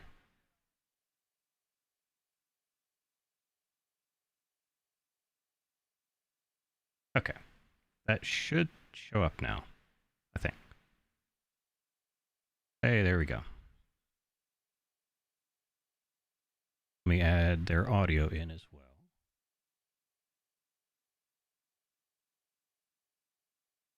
It's like, dude, some of you guys have gotten proper fast. It's really scary. Right, so you should hear the rest of the guys talking now. Effing fast. Yeah. Just pull their volume up. Dude. Are they coming through okay? Letting me make you look fast. Jeremy, too bad you did run out of fuel, man. When you typed that, I was like, oh, not again. How much fuel did you put in your car? It was a quality setup. I used my quality setup by We mistake. talked about that just last night. Oh. Brutal. What was brutal. the time? D. Anderson at 13:08. It's seventh there. Okay, thanks. Thinking I should have wore my glasses. Oh, that's okay. You're gonna have to push change car on the bottom and get to him. That should bring them up Much a little as bit. fun as it is watching you scroll up and down. Or he Yeah. can just quickly click on Yeah. D. Anderson on the left-hand side. It'll send it right to him. Yeah, 13:08. Oh, 1308. You can also use shift and the left and right arrow keys to go through people. Director, God, come on. And, Right there's good. Coming up. Here we are. I really think he outbraked you here, Anderson. I'm Oh, sorry, I know he but- did. He didn't break. Is that better? No, he does. Right there. The lights are on. He's inside. Yeah. Now, he's not far enough ahead of you to take the corner, but technically he was slightly inside. But let's go look at that again. I want to look at that from the back. 'Cause Yeah, to me, it looks like look at it from He the green dove. He car. dove in there. Like that looks that's. like it, I was thinking more of a dive, but Yeah, I it want was- to take a look at it again. I mean, this. He did the same thing to me last week too, where he tried to dive bomb me into a corner. No, let's go back to there you go. Right there, yeah. Yeah, that's a dive. Like we're so early on the apex. Like, where's your car gonna go? You either have to slow down and turn. He'll or be you're gonna go way right outside. into The only reason he Yeah. didn't go outside because the other car held him up. Yeah, because there's a Lamborghini there. Yeah, that it would have been better to set that one up and just wait, like get on the brakes to close up to him, and then try to get a run somewhere else. But I mean, Sorry, Anderson's Derek. I retract my previous statement. That was Yeah. a dive. Oh, I you know already it. I winning. saw it in the mirror when he was coming in there, and he Yeah. was trying it on a couple other corners too. But I was holding my line, so You did the right thing. You I have to mean- turn to make the corner. yeah, I was already making my way into the corner by the time he slammed into me and just tipped me over. Yep.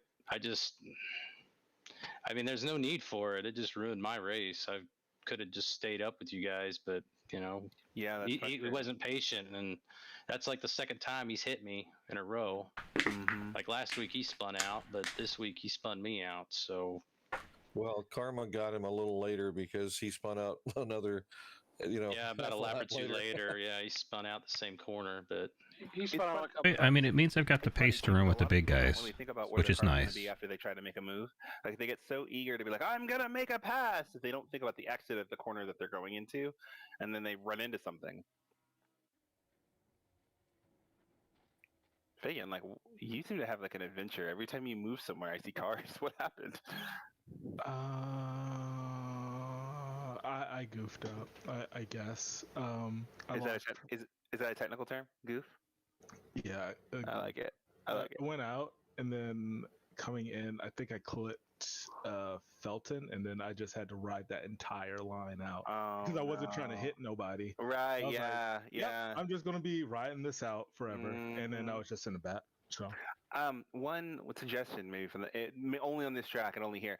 There's a paved area a little bit more to the left, and yeah, so just take that and ride. yeah, it just around. take that. If you're gonna stay off the track, be where you'll have traction for when you stop, because in the grass you don't have as much control. So Yeah. As long as you don't go through there at 200 miles an hour, it won't be a time penalty. yeah, exactly. Yep. And then what happened here? Oh, still left side. So I was like, man, I can't even kind of touch anything. So I was like, all right, I'm gonna just drive over. I actually think that second part you were within your rights to at least go slowly. I think you gave up too many positions there. Yeah. Yeah, the first part, sure, yeah, I get it. You're on the grass, kind of offline. You don't want to careen into anybody. I get it. But once you got back on the track, going into I forgot the name of that corner now. I think you gotta just stay there, just gone slow. And then I don't know where we are here. Oh, we're dirty. We're Yeah, dirty tires. dirty tires. Yep, yep, dirty tires. Yeah, he's got like bales of hay on him by now. Hmm. Uh huh. Uh huh. And his car's going. Yeah, it was a nightmare. Yeah. Yeah. I can't hear anything but the stuff coming off my tires. Mhm. Can we look at a pass I made on the end of the third lap? Sure. Wait, who was that? It's Renix, What number are you? R43. Oh, cool. Yeah, I was worried about you coming up on me towards the end.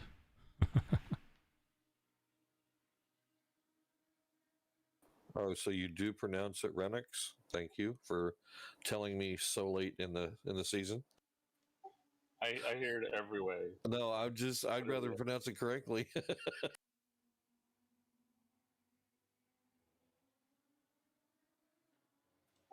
I mean, if nothing else, we're calling you a crappy car if it's pronounced wrong. I think it's the next lap. Now that we just watched me crash into a wall like an idiot. I was wondering about that. I was like, so are we passing? What are we passing? Yeah, I hear it. that's gonna be $10 because that's my wall. Oh, that's true. Yeah, exactly. What is it? Is it a paywall, Jeremy? Oh God. I was just gonna say we would rename it. I the gotta Long get Winner. something out of this.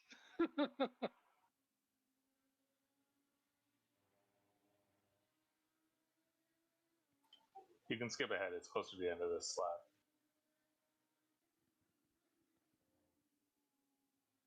Do you remember who you passed? Okay, not that far. It's I've passed Dagby. Is that it? This is start finish.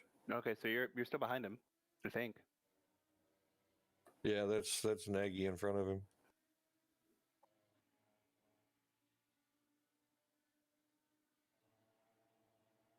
I was gonna say, yeah, you can speed it up and probably catch him. So I guess the lap really badly. I apologize. Oh, it's okay. Oh, no big deal. At some point, you We passed get him. all night. Hey, I'm there again. By the way, I'd like to say thank you guys for participating as much as you did. We did see quite a few of you quite a number of times in the practice sessions, and I like to see the participation. There are no trophies for participation, but I really like the fact that you guys got faster and learned a lot. So please return if you'd like, and I want to see everybody on track again. Yeah, the trophies, you get to go race mainline GT3s. Can I get a signed certificate from Larry and Davin saying you did such a good Okay, job? here it comes. Yeah, it will. It will. I'll sign anything you send me. Everyone's a winner. Thanks to Anything? the guys that actually organised this too. Okay, so now we're going really slow. I Like, already passed it. it's like we sped up 4 laps You for the missed third it. lap It's 3. behind you. Yeah, it's already happened. That's why he's already behind me. Wait, Oh Yeah. God. That's not the same car. what the? Taking Yeah, it he directly west. passed Nagy. It's coming up here shortly. Excited Oh, about his, all right, cool. So excited about Yeah. his participation award that he just didn't think about what's happening. I hate to say it, but he had to let you go through because you had the inside line, but it worked good. That was the right one, right? Yeah, that's actually the pass. Did you have a question about it, or? I just wanted to see it. Actually, to be honest, I probably would have looked at it again. I just wondered if it was a decent pass or not, but it looked. Yeah. Yeah, it was Yeah. obviously a decent pass. I mean, he, like I said, he went a little deep. You had the inside line, and he had to let you go through.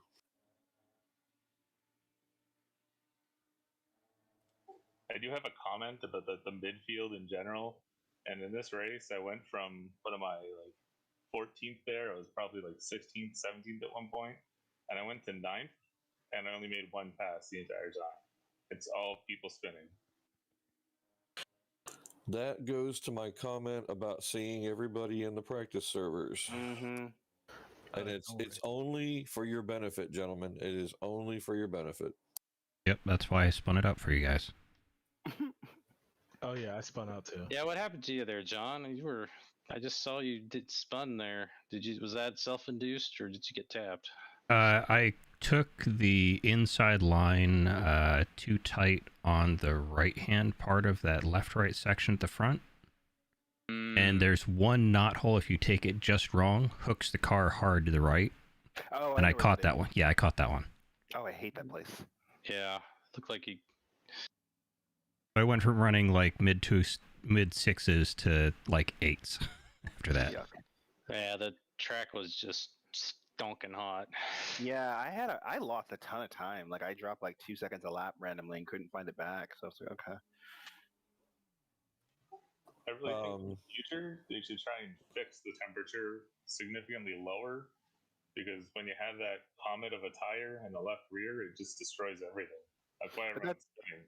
But that's part of the game. Like I didn't spin and I had the hot tire. I just slowed down. Yeah, you just have to ease off on the use that right foot. So you have to adapt to it. Like, well, here's a perfect example. Derek Anderson's running a 19 wing here, gentlemen, and he had hot tires. But I can tell you right now, he was not happy with the way that car was handling towards the end of the race. I was watching him the whole time on Twitch, and that was the name of the game in the last 3 laps. He was twitching. Yeah, it was skirting on me a little bit for sure, but I was running 13 for most of the practice a week, and then I moved it to 15 because I just found it more consistent. Oh, not with the helmet cam. Please get rid of the helmet cam. Blah. The head starts to lean, and it's like. You could do if you're on me, do I think on lap 13 there at the start of lap 13, going into turn 1 and make a nice pass there on along the outside and going into turn 1. Maybe lap 12. Yeah, lap 12. Yeah, right here.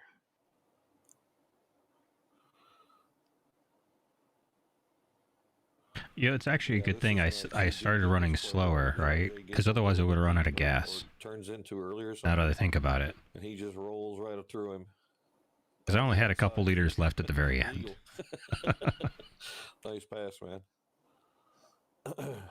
Although I can say, Anderson, you have a tendency to brake late into turn 1, and that's what messes up this whole section here. And I don't mean the first portion of Maggots, Beckett's, and through this section. I'm talking about the first corner. You brake slightly late, you go wide, and then you try your hardest to catch the time that you lost, and then you brake slightly late into Maggots, which then in turn throws off the whole thing. Yeah. When you follow somebody, you made the corner perfect every time. I'm just saving my tires, Larry. What can I say? Tire management. Exactly. The name of the game. This isn't a set of cars. It's tire management simulator. The thing is when you what I'm saying is when you anticipate, you brake better than when you brake by yourself. Funny how that works, doesn't it? But yeah, I get what you're saying. Yeah, I noticed that too when I was following people.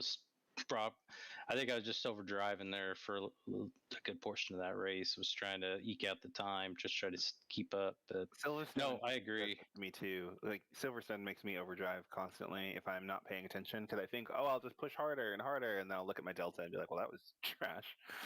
So. And then your tires are gone. Yep. Any other? You guys are starting to understand the math of my sentences. I'm almost glad that I had the damage a little bit, because I would have run out of gas because I was running about a second faster than I normally run, up until the point where I got it. Strategic damage. Just to call that strategic damage. Strategic damage. Hey, yeah, what happened to Gabriel there? He spun like right at the end of the race there. He fell all the way back. He spun in the beginning too. De La Cruz. Yeah. Yeah, he lost to going through Meggetts Beckett's. I was following him. Honestly, he was twitchy for the several laps before, so I just kind of stayed with him and didn't try to pass him because it looked like he was just going to lose it in all the high speed sections, and eventually he did. So I didn't even need to do anything. I'll go through after this recording and get the. Because he was fast. Him and Emilio were battling for a while, and I was kind of hoping that would slow Emilio Get the down. Discord audio level. And then he got around him going into Vale and just took off. Right now it's set to broadcast mix. So And proud of it you. doesn't have the right. I can't set the right levels easily on it. You owe me an apology. Yeah. Me? Yeah, because you lied. You're like, oh, I'm not very good at this game. You liar. Come on, good to lie. It's not I good can to show make you things up. my hours. Lie. Great job. Great job. From being completely lost at brands to being second in a race. Like, dude, come on, bro. It's a Smurf account. It was up to Larry and you that helped me a lot. All I did was yell at you most of the time. Now, for those of you that are here in chat, remember, there is a DM in the Discord here. And if you take my name and throw a DM out there, I'm on every night. And that means if you guys need practice time or tips or somebody to watch from behind or, some other kind of information or even just, some kind of wisdom that might just fall out for some reason, I'm around. I'm available all the time. So if you guys want time on track, give me a holler, throw me a DM. We'll get out on track and we'll do what we can to make you quicker. I'm always tempted to call you Pepperidge Farm because you remember so much, and every time it's like Pepperidge Farm remembers all the time. All the time. Oh, Fagan, what was that? A big fade there. Lost traction. Tires real hot, probably. It was actually odd enough. The right tire was hotter than the left tire. Hey, Devin, I just sent you my setup. Oh, thank you. I'm feeling that. Thank you. You're welcome. Actually, I want to give it a drive. It looks classic Emilio, but it also looked really fast. I needed to open up the brake ducts for the race because it was really hot. Yep, that would have been the best thing in the back is to throw them open at least one click, and that would help manage the tire temperatures. But remember, too, if you're fighting the tire temperatures and the pressures look like they're going sky high, try not to drop the pressures too low because it will overheat the tires by going too low. Oh, don't look at me. Look at him. Everyone look. Everyone look right now. Everyone start looking. This is when I ran out of gas in the last lap. Shame. Jeremy said that he couldn't get into the pits to do a pit stop for gas. No, I got in the pit, and when I went to set my pit to add fuel, I couldn't select to add fuel. It was grayed out. Oh, so was it like, did you teleport? No, I drove in through the pits. Oh no, the session's configured that way. It's right. Okay. Yeah, that's what I tried to do. I tried to pit to get fuel and then realized, oh shit, I can't. Yep. Well, so I talked to Brian about that because we were going to have a race for race 6, which was going to have a pit stop. But apparently in Sim Racing GP, they're set as like a group, so they can either be configured all one way. And so we were like, well, shit. Oh, okay. Yeah. Well, we can always run it on House of Practice that way. Yeah, and we were actually thinking about doing like a single one-off event with some pit stops, so you guys can like practice working on pit stops, because that'll be crucial when you start doing splits and when you start doing enduros. It's just like knowing how to work this pit stop time and all these other fun things. So. Garza and I had a really awesome battle on the last lap there. Yeah, Brown, that was awesome, dude. This is actually my first race with you guys. I joined last minute. Yay! I was surprised how everything went. Where'd you finish? Yeah, where'd you end up? At 6th. Yay! I qualified 11th. There's a few incidents in front of me, got up to 5th, and then between me and Brown on the last 3 laps, he finally caught me. I kept overheating my left rear. Yep. And then That's indicative for the car. Yeah. ST things. No, I was watching you battle Brown there from a little ways back there at the end. You were holding your own pretty well. I couldn't keep up with you guys once you got away. But Just so you know, you were chasing the guy that did the 204 here. Right. And that's how it works. That's how it is when you're driving behind Brown. You have to frame it properly. You're talking to the person who's banned from rookies and cannot come back. He can come back, but he has to drive with ballast. Can I see that in writing, please? Yeah, we're gonna put a big restrictor on him. We only give him 3 wheels. 200 kilos and 20% power reduction. No, nonetheless, And a passenger. It was a good race. Like, Yeah, make him run a full tank or something. Jeez, slow that boy down. Oh, look at that little snap oversteer at the end there. That was quite cute. Oh my god, someone's making. Oh no, you should have watched my whole entire race. Like, as soon as my left rear was heated up, like I was basically sliding every corner. Welcome to Lamborghini Super Trofeo. Yeah, for some reason this car does not like the back tire on that left side. Mainly because the engine is so far back in this car. It's almost Porsche far back, but not quite. The other thing too is it's usually sprung pretty heavy in the back because of all the weight back there, and the rear wing and the rake. I mean, it's just compounding on the car. So there's not a lot you can do about it. The brake ducts are your best friend here. Yeah, I wish I'd thought about that actually. I messed with the setup earlier when I was practicing and kept throwing everything I could to think of like trying to fix it. I was like, all right, you know what? I'm just gonna live with it. Yeah, there's not much you can do really. You just have to kind of manage. But that's one of the reasons I like this car though, because it gives you a couple of things to pay attention to, and then because once you guys get in the longer races, it'll become a thing in other cars. So. Yeah, I come from F1 sim racing. So are you going to be coming back with us there, Garza? Yeah, I actually moved up to the multi-class into Porsche. Since I've been doing F1 sim racing and did 5 seasons of that, and decided to switch it up to GT3 for a little bit. Yeah, cool. Me too. That's all right. I just threw a cheat sheet at you. Read the entire thing, please. There will be a test. Yeah, it's called driving. Yeah. And all the answers are backwards, so don't worry about it. So yeah, when's the award ceremony for Spring League here, Davin? Oh god, if I could do push to talk and clap, I would. Yeah, I haven't been paying attention to the points for this class.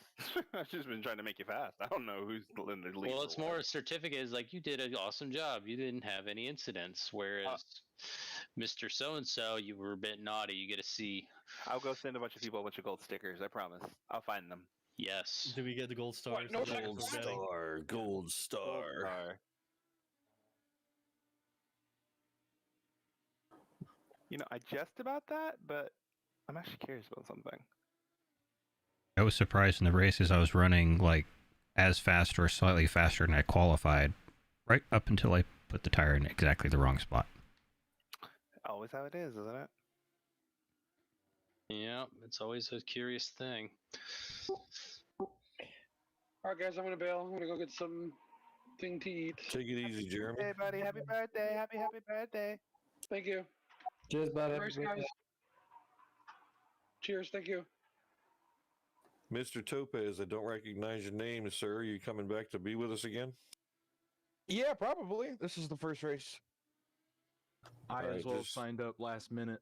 Yeah, well, I kind of figured, but yeah, I did not get a chance to watch your race, but we do have practices that are non-mandatory, and we try to give everybody information and see how well you learn. So if you have time, like I said, throw me a DM and we'll see if we can get you some speed. Well, yeah. So I was going to ask about the practices and like how often or wherever the schedule is, so I can look at when to be there. Whenever you have time, 7 days a week, sir. Usually, I'm Central Time myself, and I'm usually done work at 4. Are you wait for everybody to break into conversations? So you can speak. Central Time. Usually, I'm on.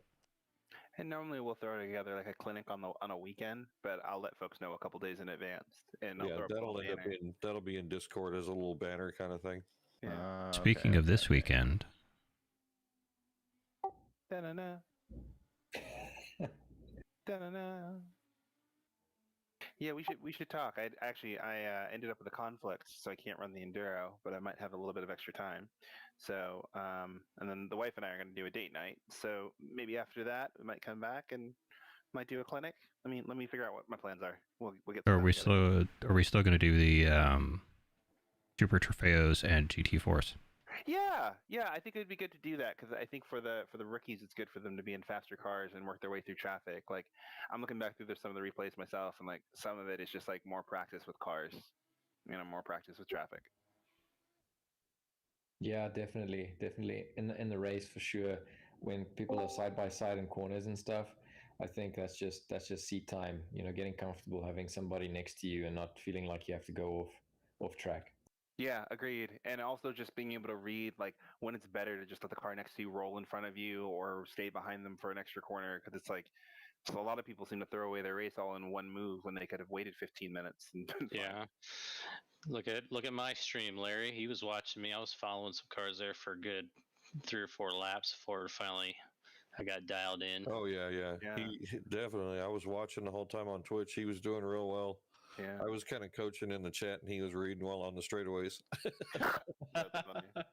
I mean, I think that's the hardest thing for people, right? Like in my race, I didn't have the speed of the leaders, but I wasn't going to just get dropped by them. So I don't want to overdrive and damage my car or make a mistake and throw everything away. So you kind of just sit there and wait, and then you kind of see how it works itself out. Yeah, I was catching Garza, but by the time he caught Jalier, there was just no room for the 3 of us, so I just had to sit and bide my time. But by then, he kind of got around him and pulled away. Yeah, I was not gonna lie, I was super nervous during that whole incident. Like I thought someone was gonna take someone else out. It was just gonna end in tears. Yeah, you beat him to the Gianni, corner. you're muted. You need to unmute yourself or turn on push to talk at the bottom of the screen. Sorry about that. He's trying to bounce in and out. Yeah, this is just me. Larry's like, slow down, mind the gap. Well, that's really exactly what you have to do. Is just kind of mind that gap, and especially if there's a couple cars in a train, right? A lot of times people will get into a fight, and then yeah, I was waiting for the crab bucket. I was waiting for them to get side by side in touch, but these guys were just not. They were giving each other space, so there's really just kind of biding my time here. But eventually, I cooked my tire too much, so I had to drop off a little bit, then regather myself to make the pass. Probably about 10 minutes later into the race. Gotcha. The other thing is, you get to watch the person in front of you a little bit, so you see where they're strong and where they're weak, and then you can strategize a little bit because you'll know if I get a good run out of this corner where I'm strong, they typically not, and kind of set up your move long ahead of time. So sometimes it's more of a long game than like, oh, there's opportunity, go, go, go kind of thing. That's usually when people get into trouble, is when kind of out of nowhere they try and go for a gap. The saying, go for a gap. When you no longer go for a gap, you're not a racing driver kind of thing. Yeah, but no one's Senna, right? Like right. every time someone says that, I'm like, but you're not Senna, so that did not work for you. Exactly right. And it's not F1. Like in GT cars, you got time, and F1 is like, yeah, you got to take your chances when they're open to you. But yeah, exactly. So patience is definitely undervalued in racing, I think, for the most part. Agreed. Especially in GT series, like everyone thinks like, no, I got to get this done now, and then you get damaged, and you still got 40 minutes left to go. Right. Yep. Or sometimes just like at the phase of what your tire's in at that part of the race, you're just not as quick as you want to be, and so sometimes it's better to just let a faster car do the work for you. Right. There have been times where it's like maybe I outqualified a guy who's inherently faster than me in the very beginning, and I'll let him go because he will slow down the field in front of me while I'm figuring my car out while they're all battling. Or if I was to hold him up, all I'm going to do is slow down. I don't want to slow down. So here, go. And another thing is sometimes your car will feel better at a particular time. So let's say when you're fully fueled, your car doesn't feel good, whereas somebody else maybe set the car up to be a little bit better when it's on fully fueled. Then the race kind of comes to you later, and vice versa. The opposite is also sometimes true. Sometimes you just notice that you're quick at the beginning, and you've got to take advantage of that. So yeah, definitely, you gotta kind of know where your strengths are going to be in a race. Yeah, I agree. I mean, but this race, I think we all were suffering for the heat of the track was just way too hot and it wasn't cooling off anytime soon. So I think a lot of guys were struggling for grip. Yep. Oh, Yep. I know I was. I was like, after the first 5 minutes, my car was like, yeah, we're just going to stay overheated and just live it out. Honestly, Yeah. Oh, good, Marcus, go ahead. Oh no, I was just gonna say just a quick preview for the rain race that's gonna come up next season. Oh, I'm so excited! I'm so excited. Masochist. Oh, I love racing in the rain. I mean, if you think about it, your average speed is slower in the rain, so I don't understand why people get so freaked out. You're not moving as fast. Yeah, rain Right. is a lot of fun. It's a lot But of you have to remember too, and nobody knows this, that the tires that are on the car are slicks and or full rain. There is no intermediate tire.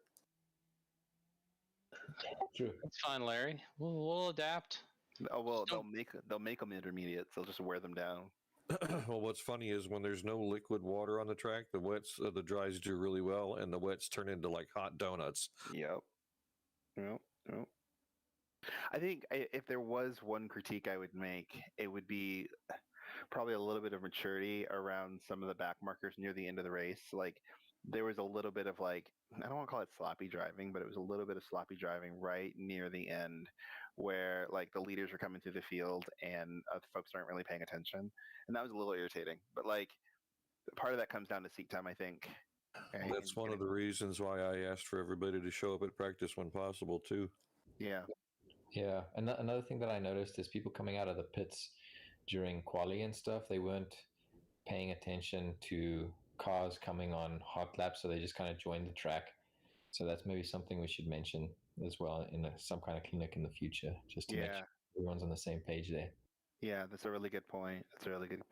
I mean, I'll make the point to the folks who are on hot laps sometimes too. Is like if you see a car in the pits and you know they're going to come around at the same time that you are, like diving on them doesn't help anybody.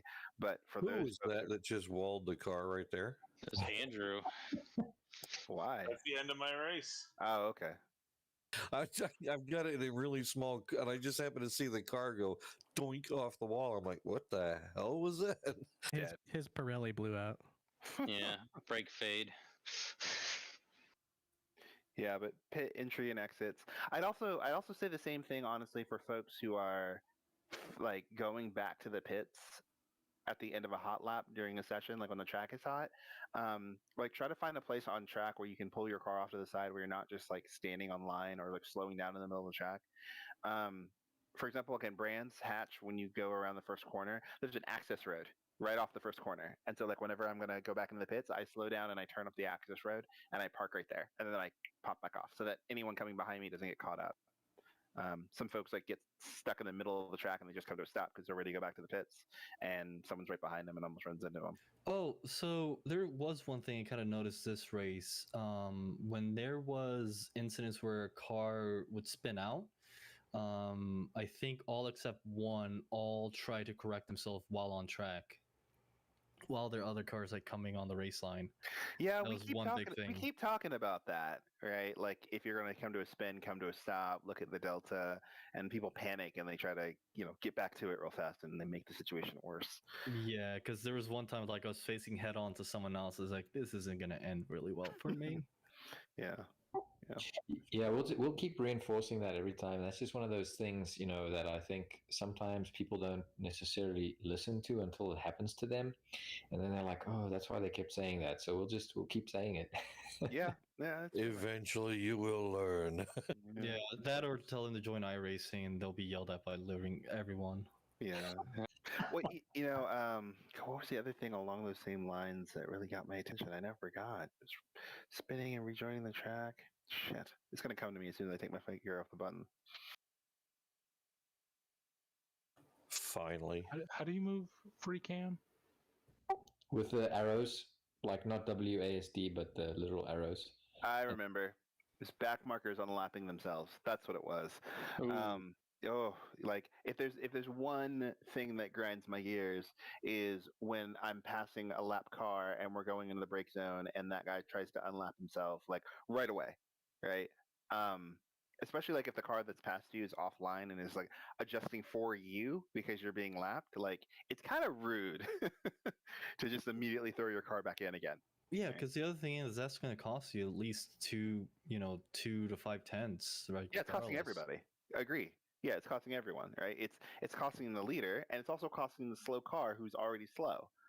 So, like that's one thing that if you can pay attention to the Like cars that, around you. cutting across the track. Yeah, not my favorite. But my point is that there were a couple times near the end of my race, like I think on like the last lap, somebody kind of either tried to break with me or like outbrake me going into Brooklands, and I'm like that's needless. You're not going to gain anything, and I might lose something. That's not fair.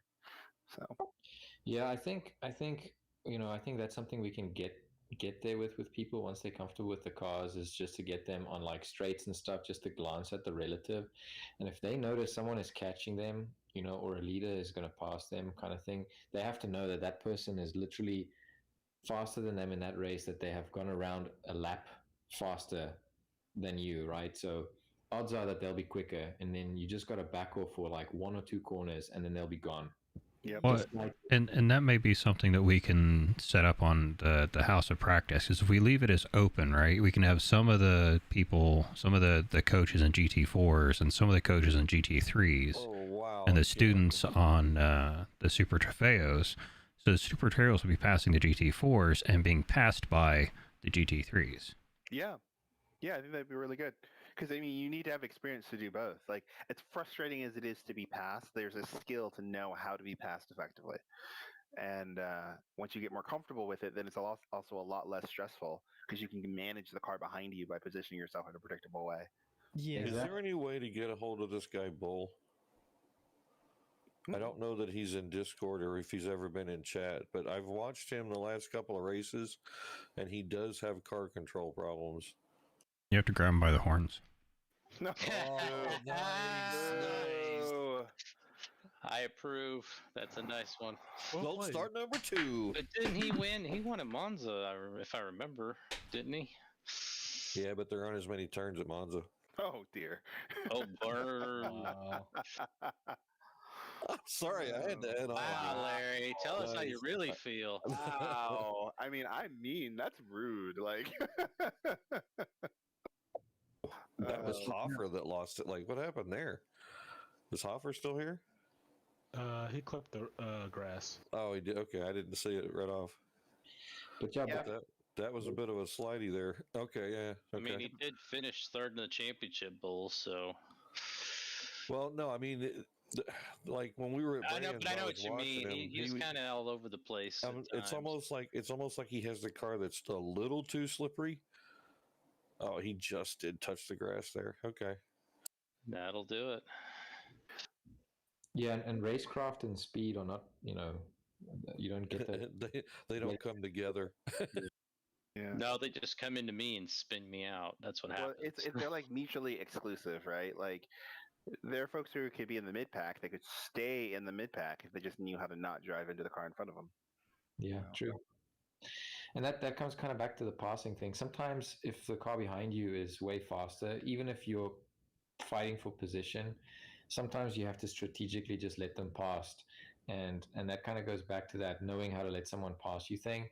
So you almost have to be not as great on a corner exit so that you can let the person pass on the next straight while losing the least amount of time. And I mean, I'll do that. I did that at the Spa race we just had this week with Carter when I was in the lead. I just knew that he was faster and that the race might come to me a little bit later. So I let him pass. I think it was on the Kimmel. Go inside Felton's car, please. I'm sorry, I didn't mean to cut you off there, Marcus. Go ahead. No, it's all good. No, I was done anyway. He's just crying. That's close enough.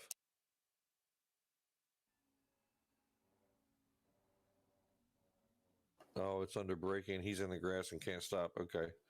Yeah, he was on the brakes trying, but yeah, he doesn't need to be that far over. Yeah, that's another interesting thing that you kind of have to learn, is like how to adapt if you hit the brakes and you got tires on the grass. You got to turn away from that corner and not still try and make the corner, and not like just hold onto the steering wheel and try and keep the car straight. You just got to go, got to go with the grass, and just kind of slow down. Exactly. It's like driving on ice, right? You're just kind of rallying it. Well, you have to also unwind the wheel, right? Because if you think about it, your traction coefficients are drastically different, so it's going to go the way of most grip. Exactly.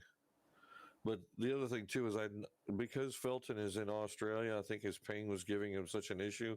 He may not have known that the cars were beside him or even around him. Yeah, I was watching from Derek's Twitch, and when he got close to Fenton was all over the place. Yeah, I didn't waste time. It was going into the little I forget that corner. Coming back the bus stop after Stoke here. Yeah, that's where I catch him, I think. Yeah, there's the chicane at the bottom of the hill. This is Vale right here. He was jumping all over my screen. I'm like, I'm just going to try to get down the inside as quick as I can. Mm-hmm. Luckily, he held his line. I did outbrake myself a little bit, but yeah, he was jumping all the way over. He was kind of back and forth. I couldn't really get a good gauge where he was. His ping was like 330 something when I caught him. It wasn't good. It's unfortunate because there's a lot of guys in Australia that really want to race with the Americans, but unfortunately their connection is just not the best for that type of thing. Yeah, we have the same problem to the EU. I raced in an EU league, and the ping gets up there. You'll get kicked out of a race every now and then because it doesn't hold connection. It's sad. Well, there he let him go through again, same area. I mean, I think he's pretty well track aware, but just a few minor issues like here. Where's the other car? And some of that may be graphic settings for these guys, because I've seen people on different streams where the cars appear like 50 feet away, and I'm like, how in God's name could you drive like that? Right. Yeah, their field of view may be different. That's one thing we might want to check too. Yeah, I know some people have their range settings set really close to them, and so the car only appears within like 10 feet. And I'm like, you're racing, right? Like there are cars around you. Can you adjust the radar? Mm-hmm. Well, you can't adjust the radar, but you can adjust the visual field where cars will appear and disappear. Yeah, when they show up in your visual field and the mirrors themselves. Yep. Oh, okay. You're talking about the view distance is what you meant. Okay, Because I have mine set for 20 meters. I've got mine set for 100, and I'm in VR. That's why I need it. Nah. Like at some point, I don't care. Like the relative will tell me, and I don't need to see it. So I'm just like, whatever. If I see you, I know you can see me, so it's all good. Hey guys, can you hear me now? Yes, sir. Yep. Yes, you can. Finally got it working. Okay. Yeah, that's why I had sent you the message about unmute yourself and then push to talk. Yeah, no, I had the space bar mapped, and for some reason it doesn't like the space bar, so I finally used the arrow key on the keyboard, and it's working nicely now. Yeah, that or control, because you use your space key a lot, and so it just it hates you. Yeah. Can I make one recommendation? So I haven't raced on these organized servers yet. That's kind of why I've joined the rookie league to get a feel for it. I've raced on some of the public leagues, which is absolute shit show. It's a shit show, but I'm going to be honest with you. Occasionally, you're going to actually get a couple of people, maybe 3 or 4, that know how to drive. 9 times out of 10, they're going to be at the top of the pack. I've gotten into it with some of these guys, and it really turns to be a nice session. Oh, yeah, for sure. I've noticed some of them, what they do is they'll use the flasher. So if they are absolutely sure that they're faster than you, they'll start hitting the flasher button. Did you ever think about having the rookies map the flasher? So some of this that you might be watching, if you're watching this stream, you'll notice that the car flickers. It is dependent on the settings that you have for the car and the video, because the cars will do little highlights and little twinkles and things like that. But yes, I have seen a lot of people use the flashers, but that's just to be annoying sometimes. Yeah, some will be annoying, and it starts to make you watch your rearview mirrors. But in this car, there isn't one, so you don't have to worry about it. Right. Yes. So the thing that I'll say about the flashes is it is not a universal signal. So Right. some people will take it very negatively. Now, if you're in like one community and you just race in that community and everybody makes it clear that this is what this means, then that's one thing. But if here flashes are okay, some places it's like banned. I did a 24-hour race where they disqualified you if you overused the flasher. So every time if you approach somebody and you're going to overtake and you started flashing, you'd get kicked out of the race because Run they that see back, Fagan. you. So just because it's not universal, it's difficult to tell people to start using that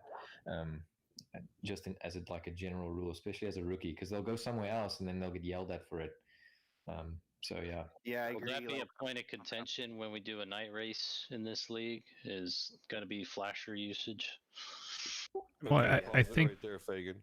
I Gianni, can you see this? At the same time? Well, Sorry. no, I was going to ask him. Can you see the stream that's going on here? Click on Fagan's name and then click Watch Stream, and you'll be able to see what he's showing us. And when Fagan starts this, you'll see the car starts to glitch and gleam and kind of get all sparkly. That might be what you were seeing, unless it's truly the headlights on the car. So I thought it's automatic if people have automatic lights. It Yeah, flashes and when I you're think we're really talking close to about somebody. I think we're talking about two different things too, because like if you have chrome or like something on the car that reflects in the light, it looks like flashing when it's not. Well, And I that's think that's why I mentioned it on the stream. He's showing it, and as the cars come around this corner that they're in right now, you'll see the cars kind of glint and gleam, and they get little sparklies all over them and stuff. But that I don't know that that's what he's actually seeing or not. But there are people who abuse the shit out of the lights. That's for sure, and it's to get your attention so you miss a turn. Yeah, I don't know. I'll use my flashers on a car if they're kind of alone by themselves and I have just like a mondo run, right? It's just like, hey, I am really coming. Okay. The Mondo run. Yeah, it's just like I'm coming. I'm like 30 miles an hour faster than you. I'm just gonna go right by, right? But I won't use it like in the heat of a battle. I won't use it if we're in multiple cars together. I will use it on some people who have like maybe high pings, or if like someone's just driving kind of crap, and I kind of get there, and I'm like, you've been off the road twice as I've been seeing you. I'm gonna flash you, right? But I know that's a big thing in multi-class series because especially in iRacing when I did LMP and GT3 series, and then LMP cars, like you would flash people from like a straightaway away to let them know that you're coming up on them and be aware.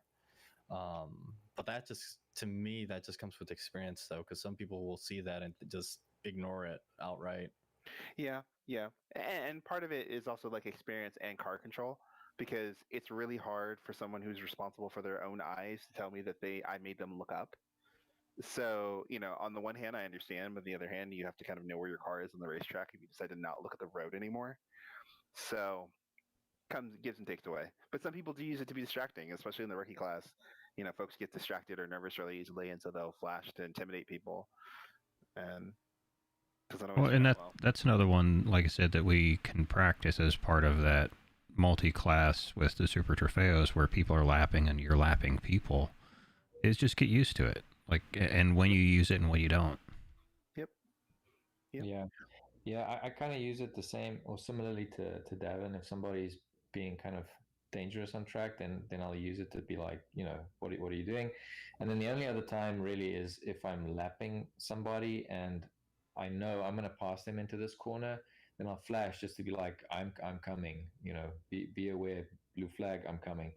Um, but other than that, I try not to use it because I don't know. Even when people know that it's like not mean or annoying, whatever, it's still annoying to people. So I try and avoid using it.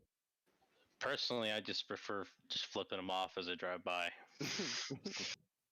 Well, honestly, it's one of the reasons why the coach cars are pink, right? Is because it's easier to see and you kind of know who's who. Like I have a tendency to either have like a bright color or a unique looking livery on my car because if I'm not going to flash you, it's going to be a very distinct color where it's like, all right, well, at least I know it's Davin, right? And sometimes it helps and sometimes it doesn't, but most of the time it helps. The other thing that helps is to just have so the cars will have headlights and then they'll have the enduro lights. A lot of them, the 24-hour, 6-hour cars, etc. Those liveries will have enduro lights, And I would just run with those on all the time. Your visibility is automatically increased, and you'll know it as well when somebody's behind you with all their enduro lights and everything on.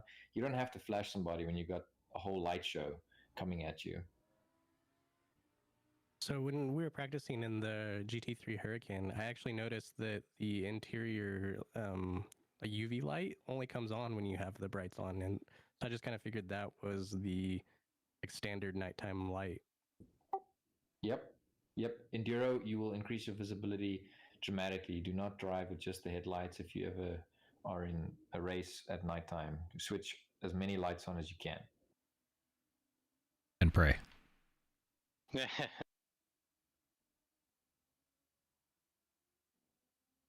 That's one of the reasons why we're going to have a showed up tonight. Nice. I said that's where we're going to have a night race, I think, as part of the upcoming season as well. Oh yeah, we definitely are.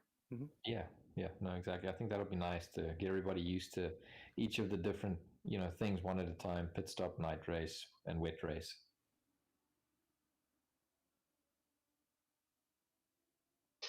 What about yeah, that's why we need dive bombers in the middle of the night. No, that'll keep me up at night. Well, that's also one of the reasons why we kind of encourage folks to show up here after the race is over and like we go through replays. It's like, It's helpful. Well, it's not only helpful, but I'm also hoping it kind of drives people to be more aware that like we're going to look through this, right, and talk about it, and occasionally invite you more aggressively to come to practices because you keep hitting people, right? Because I get it, man. Like I've had it where I've been screwed out of a race and it's freaking frustrating, and like I just want to know what happened. Right. So. Oh, I know what happened. I saw it happen. It just nothing. I just out of my control. You just you got for to no reason. The dive bomb causes thing me to swear, which I don't particularly like to do on a stream, but it happens. I mean, it's just a game. But at the end of the day, it's like it is what it is, and some people are going to be like that. You just have to. I guess I need to be a little more self-aware and not. Watch my. What's funny is I actually find this streaming to be more relaxing.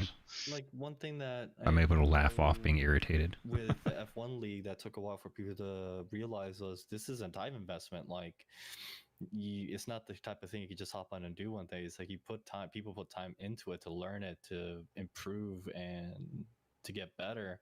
So when you kind of go willy-nilly and just like don't give a shit and wipe someone out, like it really could upset people. Yeah, I mean, I was pretty hot for 3/4 of that race. No. It was all the way to the end, and it still is now. Yeah. It's still a little steamy, but it is what it is.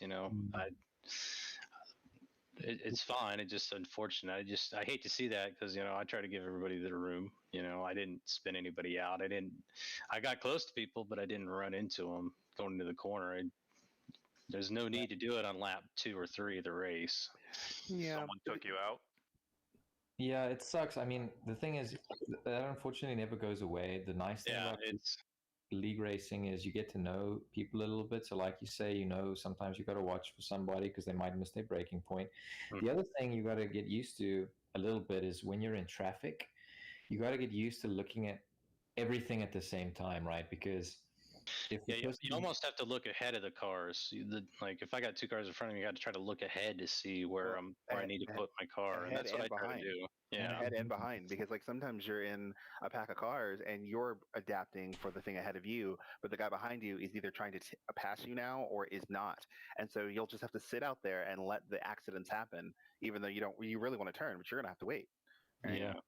And the same thing with the dive bomb, right? Like in the case that we watched with you earlier, if you hadn't started turning in, that dude would have just gone straight on into the corner.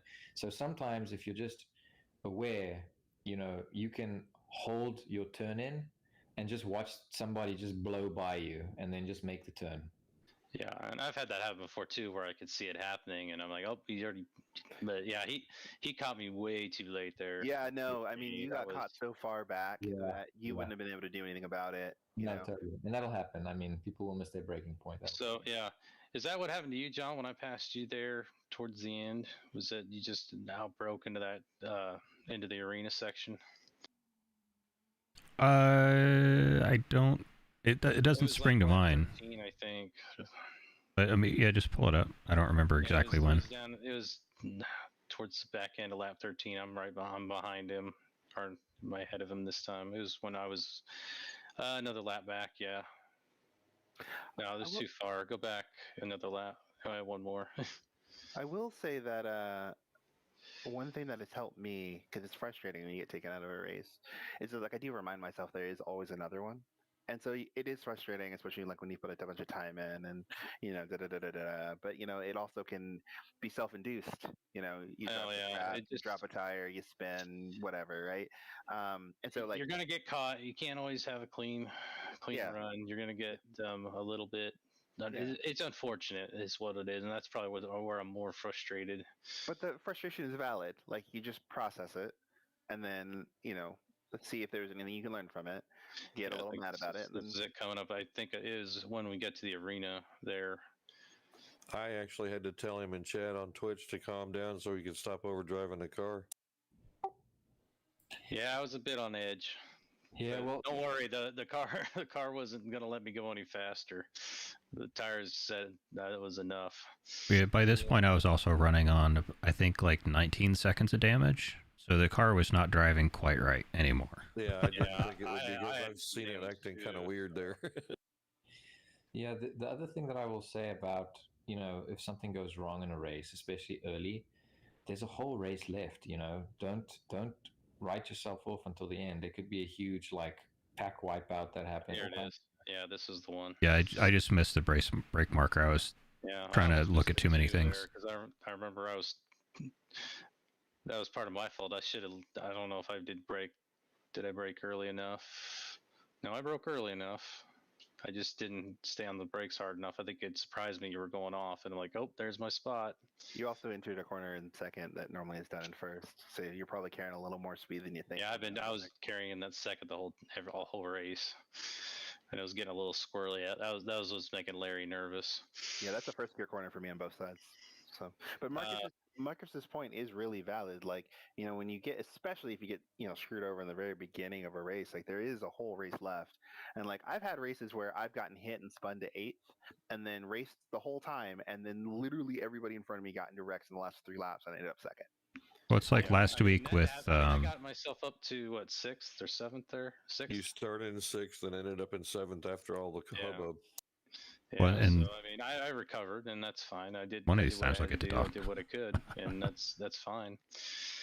I'm not salty at all that Emilio beat me by 10 points in the championship. It's all good. He was on fire the other day, though. No, he deserved it. He was flying. He just started on these last 2 races. Well, also like last week at Brands, I got spun in second lap in turn 4, and then made back. Yeah. He did the same thing there. He dive bombed me into Surtees, and I was already holding the inside line, and he still went for it, but he spun and he caught, and then he rolled back and clipped you. I remember that. Well, I mean, I ended up finishing still 1 place ahead because I was like, okay, well, the car is mostly intact, so just drop the hammer and go. Somebody had a question. Yeah, I did. Towards the end of the track, I think it was Anderson. You guys were reviewing Anderson. I noticed the line that he took. If that might have been the car, I'm not sure now. That's Anderson right there. Yeah, I think that's the car. So towards the end of the track, right? Normally, what you do is you basically wait until the sign, then you hit the brake, go wide. There you go. All right. So normally what you would do is you hit the brakes on the very wide side of the track, take the speed out, drop 2 gears, and then cut across. One of those cars, the line that they showed, it was actually an intersecting line. How would that be right? Because you're gonna. Oh, you mean during the accident? You mean? No, not during the accident. It was another car a little ways back that when you guys were reviewing. I don't remember which car it was. It wasn't Anderson. He took a different line. It was a different car. But what he did is instead of dropping down to the sign and then cutting across, he came in really tight and took that first turn really tight. The problem is that if two cars are coming into that turn, that's almost going to turn into a dive bomb because the car to the right is going to come in with a hell of a lot more speed. Right there. Okay, now the black car is far right. That's the line I would normally take. A car that you showed previously would have been almost a half a car in, and he went right at the apex. Oh, yeah, I do that all the time. If I'm by myself, I do that all the time. Okay, but if you're negotiating with other cars, that's okay to do? That is dependent on who's in front, who's inside, who has the line. That'll end up being racecraft and the type of situation that you're coming up into. So here's one thing I will say about Brooklands, right? The nice thing about Brooklands is that if you carry a tight line into Brooklands and there's a car on the outside, that distance is so much longer for the first half of the corner that if people try to break with you, sometimes they'll run themselves off the track. So there are times where like I will drive to the bottom of the corner to trap somebody, right? Like I have no intention of making the corner as fast as possible. All I'm trying to get them to do is drive with me and to drive themselves off the road. Yeah, you're just placing your car in a position to make it a tricky. Yeah, just harder. Exit. You're making their exit harder, which is you're entitled to do as the car in front. Yep. And you know that's one thing, but there's another thing if a guy just keeps. Well, it's one of those that you can pick up a 10th in that corner if you're taking the right line through there. But again, you can only do that if you're the only car taking that corner. Yeah, if there's traffic, you gotta be mindful. You gotta kind of almost yield. That's what I'm saying. Slightly. It's you're combining two different techniques that are going to turn into an accident. I could see, and what concerns me is I take that turn. I tend to dive way wide. I'm wide and I come across. Larry's seen me to do that. I do that same move. I don't drive that line defensively. I guess with cars involved, you're going to have to give up a little bit of time and start taking more of a defensive line and stay on the inside turns. Well, and if there are multiple lines through that corner, but the reason why we suggested to wait and turn in late is to be mid-track between the two corners so that you get a better exit out of the second half of it. Right. So if you have another car with you, you have to adapt. That's the easiest way to explain it. Yeah, and honestly, sometimes your lines will change depending on what the people behind you do. So if someone keeps putting their nose next to you, right, then you got to take a line through the corner that maybe is a tiny bit slower, but is going to just tell them, don't do that, basically. Right, right. That makes sense. It's called slamming the door. Yeah. Right, but you want to do it in a polite way. Oh, sure. Like a predictable we'll way. call it closing the door then. There you go. Exactly. Well, exactly. always... So that's one example. That corner is one example. Yeah, a vigorous door closing. Yeah, there's always a saying that like a battle is compromising your opponent's line without compromising your own. And so there are ways to close the door in a way that like, yeah, it's going to compromise you both, but you'll be compromised a little less. And, if the guy behind you isn't paying attention, he'll just stay there forever. And that's okay. Yeah, the one thing I'm trying to break myself out with is not racing the F1 lines on some of these tracks. And at Brooklands, I kept using the F1 line and not the GT line. Wait till you get to Nürburgring and you're looking for the short chicane, which is very slow, and we have the fast chicane with the GT3 cars. That'll really blow your mind. Oh no, I did that yesterday. Ended up doing a whatchamacallit, a official server race. I forgot what this was, but I was on Nürburgring. Nice.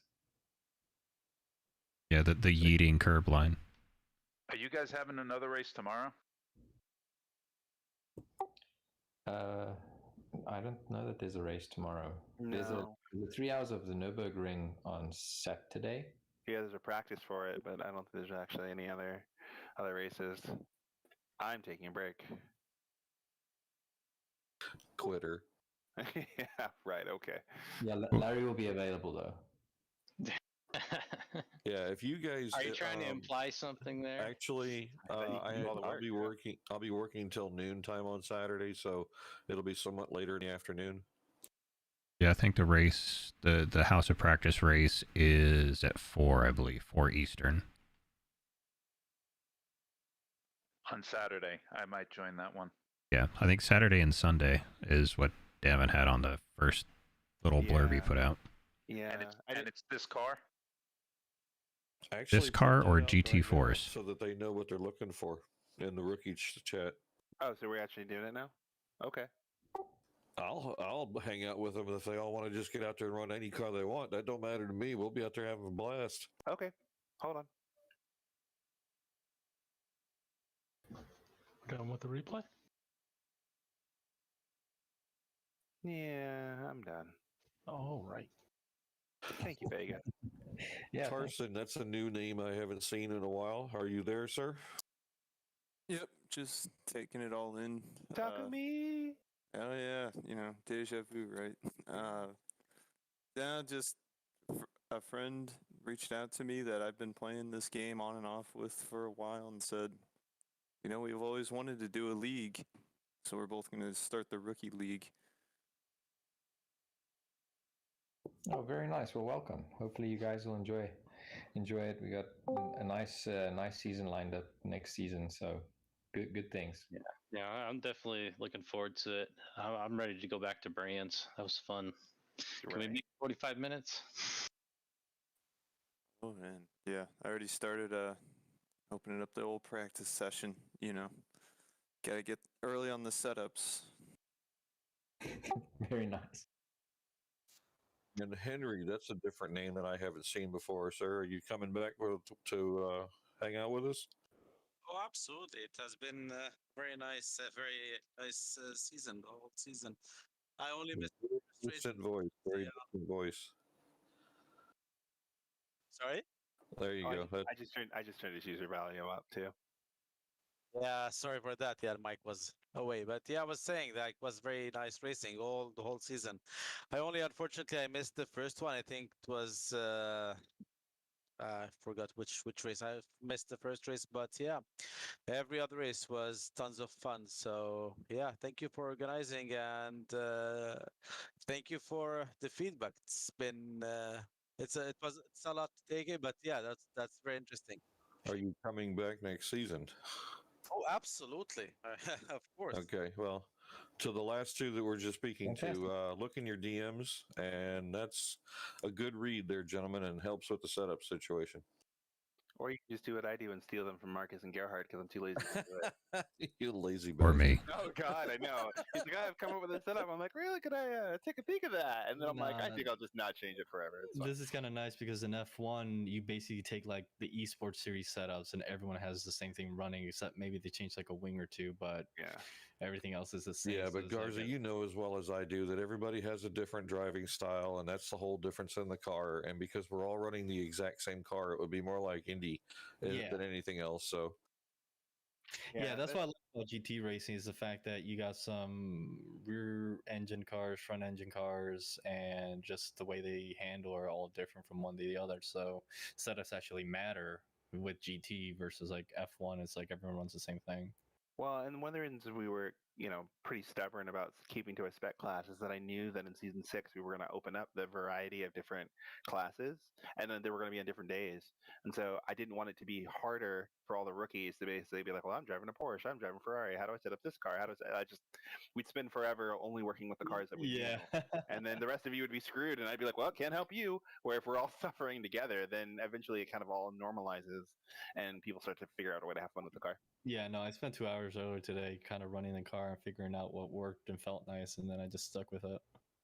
Yeah, and to be fair, it's an interesting car. It's a really good car because it's like a mix between GT4 and GT3, right? It's got some aero and then also relies on mechanical grip. So it kind of teaches you all the characteristics of everything kind of at the same time, which is the ones you hate. Right. So it's useful. And what makes it difficult is because the engine is so far back also. So you got to think about that. So no, it's a great learning car. I think it's really a great learning car. Maybe frustrating, but it's a great learning car. I like to call it the fat baby GT3 car. Yeah. I jumped in the Lexus last night, and I haven't driven that car in weeks after I've been driving the ST. Dude, I felt like I could do whatever I wanted with that car. I was just like, because it just had so much more grip because it's a GT3 car and it's a front engine car, so it was just really predictable. And mostly it's because of all the laps I do in the ST now that I'm like, oh, this car won't kill me. Let's go over here. So. Or like the Aston, it's like, oh, curbs, those don't matter. Whatever. No. No, What's exactly. a curb? What's a curb? Yeah, They eat them up. Num num num num num. Or in this car, you're like, woo boy. It's temperamental. This thing. It's well, it's temperamental until you find a setup that works, and then it's just more like understanding it, right? And yeah, then, it's working with what you got, and not Well, the other overdriving it.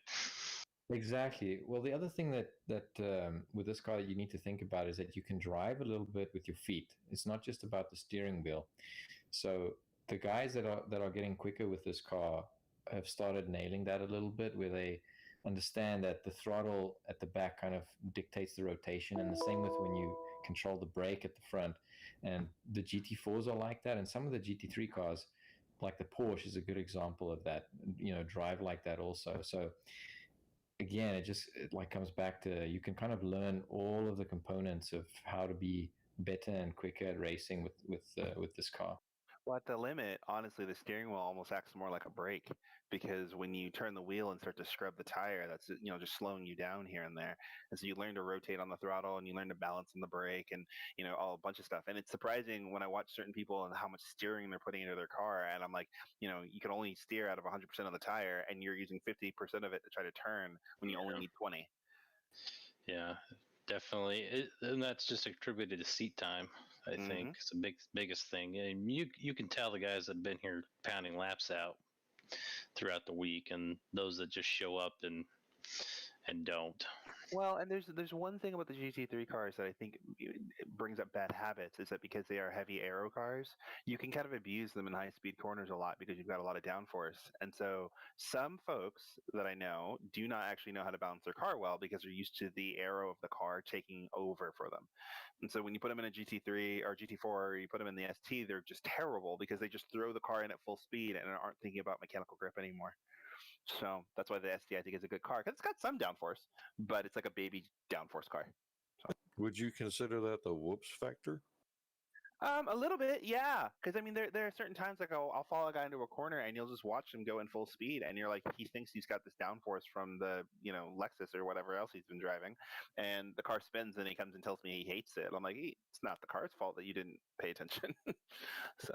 Well, and like somebody mentioned earlier, it acts a little bit like the Porsche. So if you can yeet it into a corner and just control that through the throttle, as long as you can get everything to not slide. As soon as you slide, it's done. Yep. So as soon as the front, you lose that front end, you're just chasing it.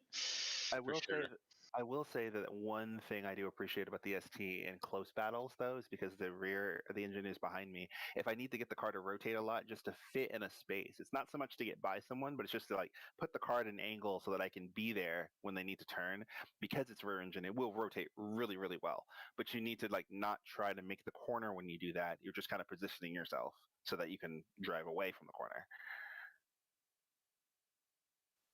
Yeah, it's one exciting thing is we have a club at my school, and we've got a mid-engine 914 that we autocross.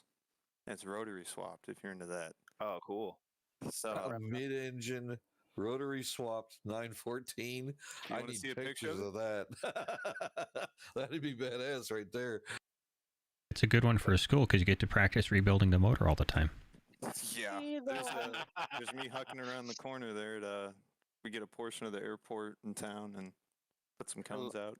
The thing I love about like schools and interns is that like they just don't know it's not possible. Do the words "hell yeah" mean anything? Right. Look at that thing leaning, man. You're about to lift the left front off the ground. If you're not steering with 3 wheels, you're not trying hard enough. Exactly. Oh, look exactly. at that. Oh no, I've got a one-wheel steering photo. If that. Yeah. The Trimble attack. Yep. That one was airborne. There's a difference. Still counts. Tire management. He wasn't using those 3. Exactly. Had to cool him down somehow. Wear tires that aren't on the track.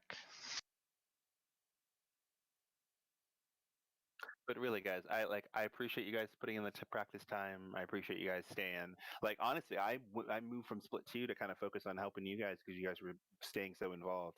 So I really do appreciate you guys putting in the practice time and asking questions and asking for help.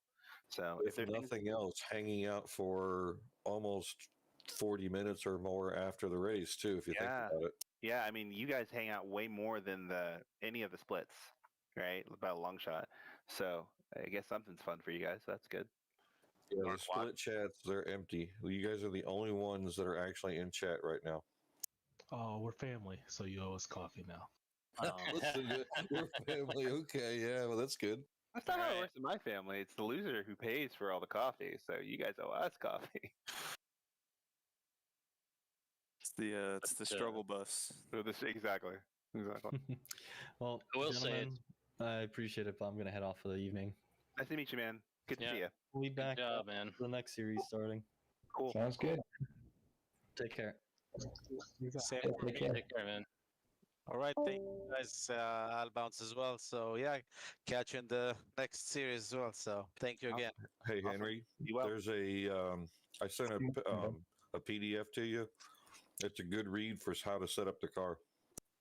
Oh, fantastic! Now it's you DM'd that, right? Yeah, it should be in the DM. Fantastic. I'll take a look at it. Thank you very much. Thanks again. Peace. Absolutely. Have a good rest of the night. There we go. That's the airborne, or mostly airborne Super Trofeo. I like that. Oh, that's curb hopper, that's for sure. It has like half of one butt cheek still touching the ground, and everything else is up in the air. It's like the. I like that. Half a butt cheek. That's cool. Supercars guys at Adelaide. They go through the first couple turns there. Oh yeah, the V8 supercars, they don't even touch the ground half the track. Oh, I love those guys. That's how I kind of got back in. I was watching Scott McLaughlin, and then he came stateside. Yep. What's he doing in the States? I'd like to know. IndyCar. We're racing IndyCar. Getting podiums. Oh, you got to be kidding me. No, yeah, he's been pretty quick. A shirt sign. I'm saying I'm not surprised that he's in first place, but I didn't know that he'd come to the States to race. Yeah, It's like Montoya. He came to the U.S. to race our cars, so he could just, eat pasta, drink beer, and still race cars.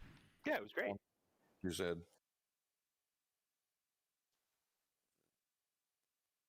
Well, that's why Penske pulled out of DJR, right? He got what he came for. Oh God, yeah. But he just went through with a broom and just swept up for years, and it's like, I'm bored now. Goodbye. Yeah, I mean, he won everything. He did it like really quick too. Mm-hmm. All right, I think I'm going to end this Yellow stream here. submarine merch, so. It sort of devolved away from racing talk. My So. one friend's a Kanan fan, and But he's so upset. thanks for showing up, guys. I appreciate you guys I'm not a Penske hanging around and watching me McLaughlin fan.